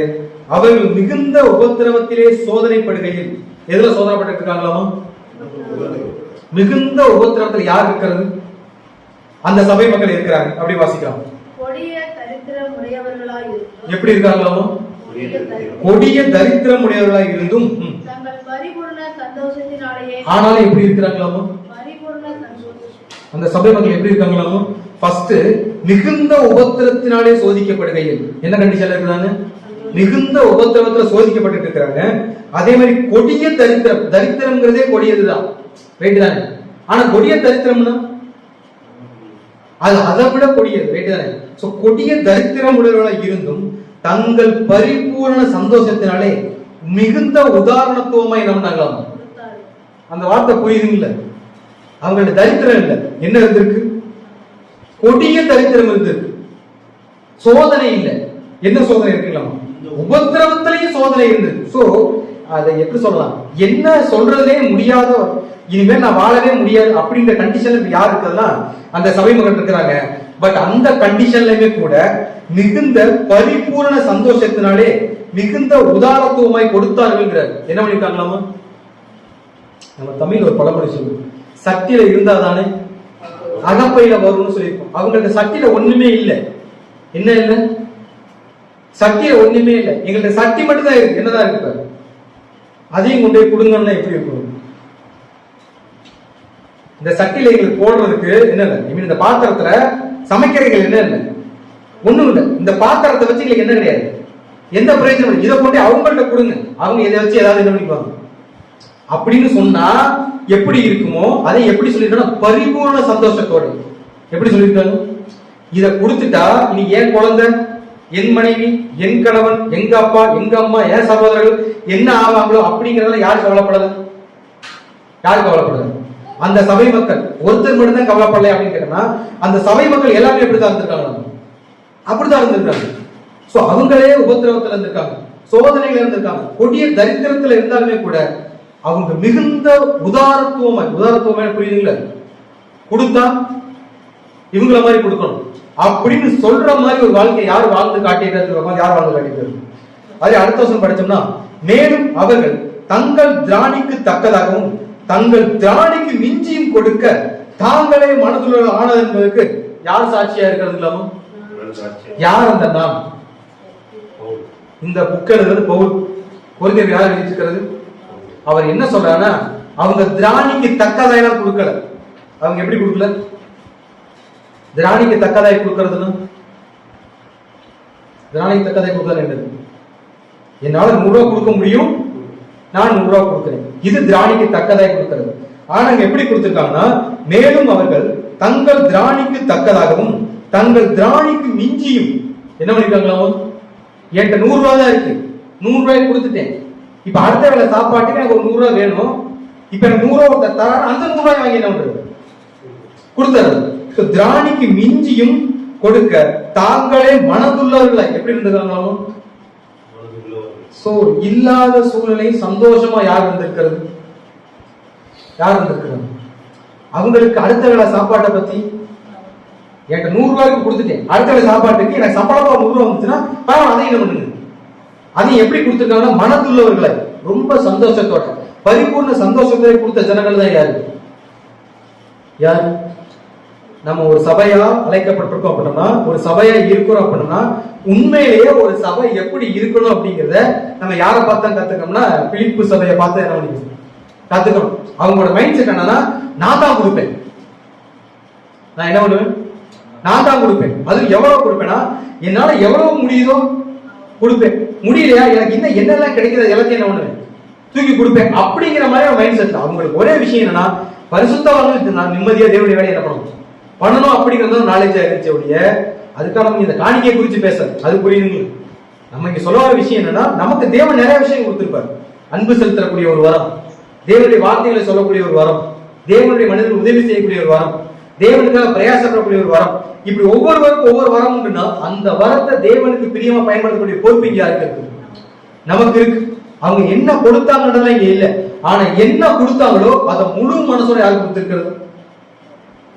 முறுமுறுப்பு இல்லாம, தர்க்கிப்பு இல்லாம, விசனமா இல்லாம, கட்டாயமா இல்லாம தேவனுக்கு தங்களை முழுவதும் ஒப்பு கொடுத்த ஒரு கேரக்டர் தான் யார் அப்படின்னு பார்க்கும்போது இந்த பிலிப்பு பட்டணத்து ஜனங்கள். அதுல அடுத்த வசனம் படிச்சோம் அப்படின்னு பார்த்தோம்னா, தங்கள் உபத்திரவத்தையும் தங்கள் உபகாரத்தையும் பரிசுத்தவான்களுக்கு செய்யப்படும் தர்ம ஊழியத்தின் பங்கையும் நாங்கள் ஏற்றுக்கொள்ளும்படி அவர்கள் எங்களை மிகவும் என்ன பண்ணாங்களாம்?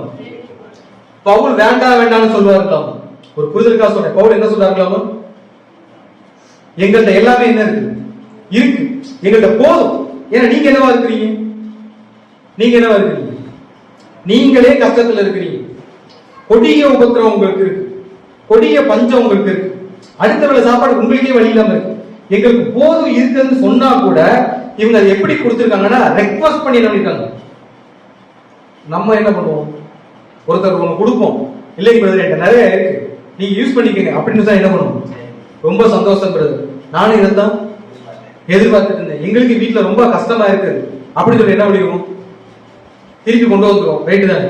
ஆனா இங்க அவங்க என்ன பண்ணிருக்காங்க அப்படின்னு பார்க்கும்போது, தங்கள் உபகாரத்தையும் பரிசுத்தவான்களுக்கு செய்யப்படும் தர்ம ஊழியத்தின் பங்கையும் நாங்கள் ஏற்றுக்கொள்ளும்படி அவர்கள் எங்களை மிகவும் என்ன பண்ணாங்களாம். சோ இவ்வளவு கஷ்டப்பட்டு ரெக்வஸ்ட் பண்ணி நாங்க தேவனுடைய பிள்ளைகளுக்கு இந்த வேலையை நாங்க பண்ணியே தீரோம்னு ஒரு வைராக்கியமா அத சந்தோஷத்தோட பண்ணுங்க ஒரு கேரக்டர். எதுக்கு நடுவில்? உபத்திரவத்துக்கு நடுவுல. எதுக்கு நடுவுல? பெத்த புள்ள சாப்பிடுற வழியில உட்கார்ந்து இருக்கு, அந்த உபத்திரவு நடுவுல இருக்கிறத சந்தோஷமா எடுத்து இந்த பக்கம் கொடுக்குற நாலேஜ் இருக்குங்கல்ல, நம்மளால என்ன பண்ண முடியாது, கற்பனை கூட பண்ணி பார்க்கவே முடியாது. சோ அந்த அளவு தேவனுக்கு பிரியமான ஊழியம் பண்ண ஒரு கேரக்டர் தான் யார் அப்படின்னு பார்க்கும்போது யாரு? இந்த பிலிப்பு பட்டண ஜனங்கள். இப்ப இவங்க எல்லாரும் இந்த அமௌண்ட்டை கலெக்ட் பண்ணி இப்ப இதை யார்கிட்ட கொடுக்குறாங்க? எப்பிபராதி திட்ட என்ன பண்றாங்க? கொடுக்குறாங்க. இப்ப என்ன நடக்குதுன்னா, ஏனெனில், அதாவது பிலிப்பு 2:30 ஏனெனில் நீங்கள் எனக்கு செய்ய வேண்டிய ஊழியத்திலே உங்கள் குறைவை நிறைவாக்கும்படி, நீங்க இப்ப எப்படி இருக்கிறீங்க? ரொம்ப குறைவா இருக்கிறீங்க. சோ உங்கள் குறைவை நிறைவாக்கும்படி அவன் தன் பிராணனையும் எண்ணாமல், என்ன சொல்லியிருக்காரு? 1200 கிலோமீட்டர், 2 மாசம் டிராவலிங். நான் எங்க சாப்பிட போறேன்னு எனக்கு தெரியாது, எங்க தூங்க போறேன்னு தெரியாது, வழியில எத்தனையோ வழிப்பறி கொள்ளையர்களா இருப்பாங்க, அவர்கள் நிமித்தம் எனக்கு என்ன சேதங்கள் வருமோ எனக்கு தெரியாது. 10வது ஒரு விஷ காய்ச்சல், ஒரு மர்ம நோய் என்ன ஆயிட்டு இருக்கு, பரவிட்டு இருக்கு, இது நிமித்தம் நான் செத்துருவனா என்னமோ எனக்கு தெரியாது. இத பத்தின கவலை யாருக்கு கிடையாது.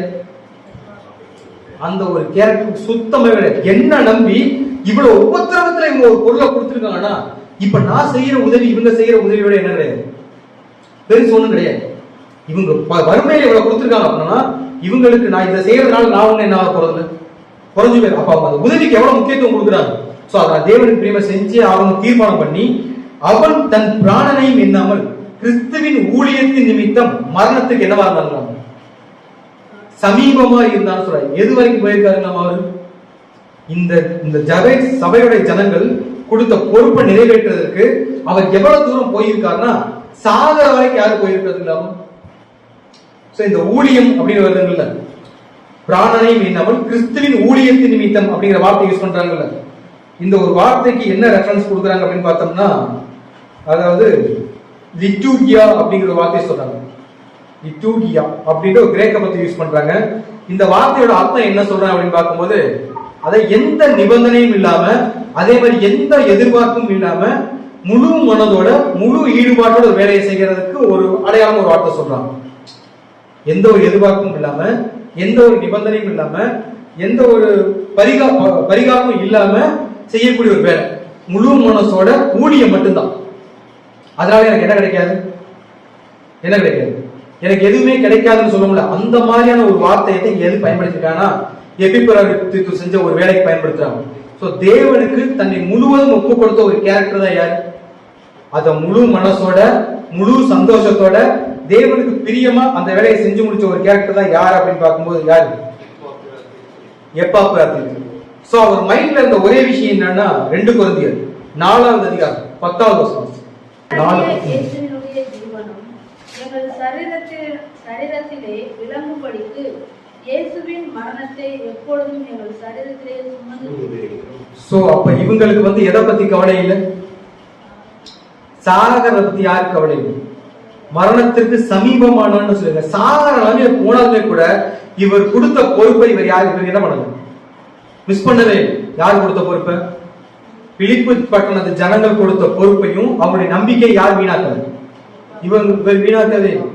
அதே மாதிரி பவுல் இவர் மேல வச்ச நம்பிக்கை யாருக்கு வீணாக்கல, இங்க நம்ம மேலே ஒருத்தர் நம்பிக்கை வச்சிருக்கிறார். யாரு? நம்ம தீமத்தை 1:12 படிச்சிருக்கோம். என்னை பலப்படுத்த கிறிஸ்துவினாலே எல்லாத்தையும் செய்ய எனக்கு என்ன இருக்கு. ஆனாலும் அவர் என்னை எப்படி கூப்பிட்டுருக்காரு அப்படின்னா, என்ன கூப்பிட்டுருக்காரு? வசனம் வாசிக்காங்க. 1 தீமத்தை 1:12. என்னை பலப்படுத்துகிற நம்முடைய கர்த்தராகிய இயேசு கிறிஸ்து என்னை உண்மை உள்ளவன் என்று எண்ணி இந்த ஊழியத்திற்கு ஏற்படுத்தினபடியால் அவரை ஸ்தோத்திரிக்கிறேன். இந்த ஸ்டேட்மெண்ட் எப்பாப்ராதித்துக்கு தெரிஞ்சிருந்துச்சுன்னு வைங்களேன், அவர் இந்த டைம் லைன்ல அந்த ஜனங்கள் இந்த ஊழியத்தை அவர் கையில கொடுக்கும் போது அவர் என்னதான் சொல்லியிருப்பாரு? என்னதான் சொல்லியிருப்பாரு? கேட்கிற கேள்வி புரியுது அப்படின்னு சொல்லியிருக்க மாட்டேன். இந்த வசனத்தை சொல்லியிருப்பாரு, என்னால 2 வருஷம் 2 மாசம் என்ன பண்ண முடியாது, டிராவல் பண்ண முடியாது. சோத்துக்கு நான் என்ன பண்ணி எனக்கு தெரியல, தங்கறதுக்கு என்ன பண்ணி எனக்கு தெரியல, ரைட்டுங்களா? பெரிய விஷக்காய்ச்சல் பரவிட்டு இதனால நான் செத்தாலும் சாகலாம், இதை பத்தி எனக்கு என்ன இல்லை. காரணம் என்னன்னா, என்னை பலப்படுத்துகிற நம்முடைய கர்த்தராகிய இயேசு கிறிஸ்து என்னை எப்படி கூப்பிட்டுருக்கிறார்களாமா? எப்படி கூப்பிட்டுருக்காரு? உண்மை உள்ளவன் என்னால முடியும்னு சொல்லிதான் என்னை இந்த அழைப்பை யார்கிட்ட கொடுத்திருக்கிறார்? ஏன்ட்ட கொடுத்திருக்க. அதுக்கான என்ன சொல்லிக்கிறார்? அவர்கிட்ட நன்றி சொல்லிக்கிறேன்னு சொல்லிட்டு அந்த வேலையை அவர் எப்படி செஞ்சாரோ அதே மாதிரி அந்த வேலையை இப்ப யார் செய்ய ரெடியா இருக்கணும்? நம்ம ரெடியா. ஏன்னா நம்மளையும் அவர் நம்பிதான் அந்த ஜனங்கள் எப்படி அந்த நபரை நம்பினாங்களோ இன்னைக்கு தேவன் யார் நம்பி கூப்பிட்டுருக்கிறாரு? நம்மளை நம்பி கூப்பிட்டுருக்கிறாரு. சோ இது இந்த ஊழியத்தை விசனமாவோ கட்டாயமா யார் செய்ய வரல? நம்ம செய்ய முழு இருதயத்தோடும் முழு பலத்தோடும் முழு ஆத்மாவோடும் தான் இந்த வேலையை செய்ய யார் வந்திருக்கிறோம்? நம்ம வந்திருக்கோம். அரகர மனசோட இந்த வேலையை செய்ய யார் வரல? சோ மரணங்கிறது எப்ப வேணா வரும், ரைட்டு தானே? இப்பதான் வரும்ன்றதா நம்மளால இது பண்ண முடியாது. எப்ப வேணா வரும், எப்ப வந்தாலும் சரி அதுக்குள்ள எனக்கு கொடுத்த பொறுப்பை என்ன பண்ணுங்க. சோ மரணத்துக்கு சமீபமா இருந்தும் நீங்க கொடுத்த வேலையை அவன் என்ன பண்ணிட்டான்? செஞ்சு முடிச்சுட்டான். அதனால அவனை நீங்க என்ன பண்ணிக்காதீங்க, விட்டுறாதீங்கன்னு கேட்கக்கூடிய அளவுக்கு ஒரு உன்னதமான இடத்துக்கு போன ஒரு கேரக்டர் தான் யார் அப்படின்னு பார்க்கும்போது யாரு? சோ எப்பா பேராத்திரித்து மாதிரி நீங்க நம்மளுக்கு என்னதான் பண்ணணும் அப்படின்னு பார்க்கும்போது யோவான் 4:24 தேவன் ஆவியாய் இருக்கிறார், அவரை தொழுது கொள்கிறவர்கள் ஆவியோடும் உண்மையோடும் அவரை தொழுது கொள்ள வேண்டும். எப்படி தொழுது கொள்ளலாமா? ஆவியோடு. தேவன் ஆவியாய் இருக்கிறார், அவரை தொழுது கொள்ளுகிறவர்கள் ஆவியோடும் உண்மையோடும் என்ன பண்ணுது? தொழுது கொள்ளுது. கடமைக்கு இதை பண்ணிட்டு இருக்காங்களா? என்ன கிடையாது. தொழுது கொள்ளணும் முடிவு பண்ணிட்டாலே நீங்க என்னதான் பண்ணியாகணும்? ஆவியோடும் உண்மையோடும். சரீரத்தை குறித்த கவலை யாருக்கு இருக்கக்கூடாது. சோ புது சிருஷ்டி தான் இங்க காரியம். புது சிருஷ்டியை நம்ம உருவாகணும்னா நம்ம மைண்ட் ஃபுல்லா எங்க மட்டும்தான் இருக்கணும்? எங்க மட்டும்தான் இருக்கணும்? இங்க மட்டும்தான் இருக்கணும். அப்படி இருந்தோம் அப்படின்னா ஏற்ற காலத்தில் தேவன் நம்ம என்ன பண்ணுவாங்க? உயர்த்துவார். சோ அந்த ஒரு ஓட்டத்தை யார் வந்திருக்கிறது? யார் வந்திருக்கிறது? நம்ம வந்திருக்கோம்.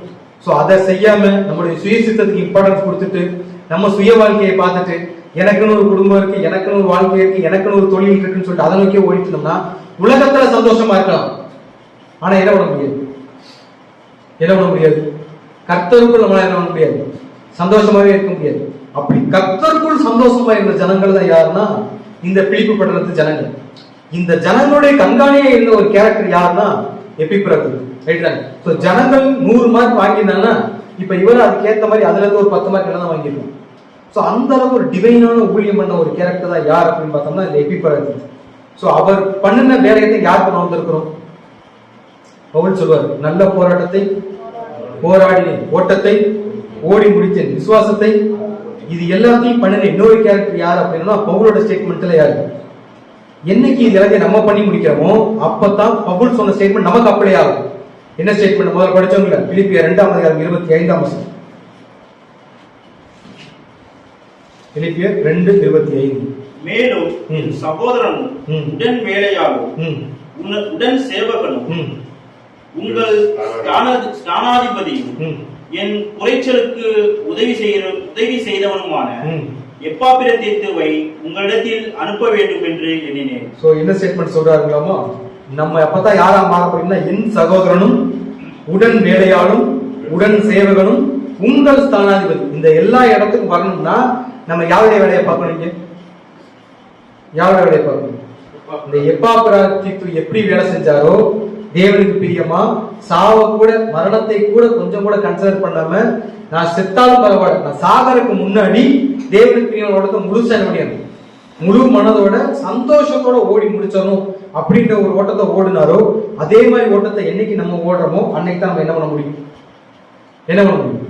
தேவனுக்கு பிரியமான ஒரு வாழ்க்கையை வாழ முடியும் இல்லையா? நம்ம நீதிமொழிகளை முதல்ல படிச்சோம், ஞாபகம் இருக்குங்களா? பொய் உதடுகள் கர்த்தருக்கு அருவருப்பானவைகள், ரைட்டு தானே? அந்த ஒரு இடத்துக்கு யாரும் போயிடக்கூடாது, தேவன் வெறுக்கிற இடத்துக்கு நம்ம போய் மாட்டிக்க கூடாது, ரைட்டு தானே?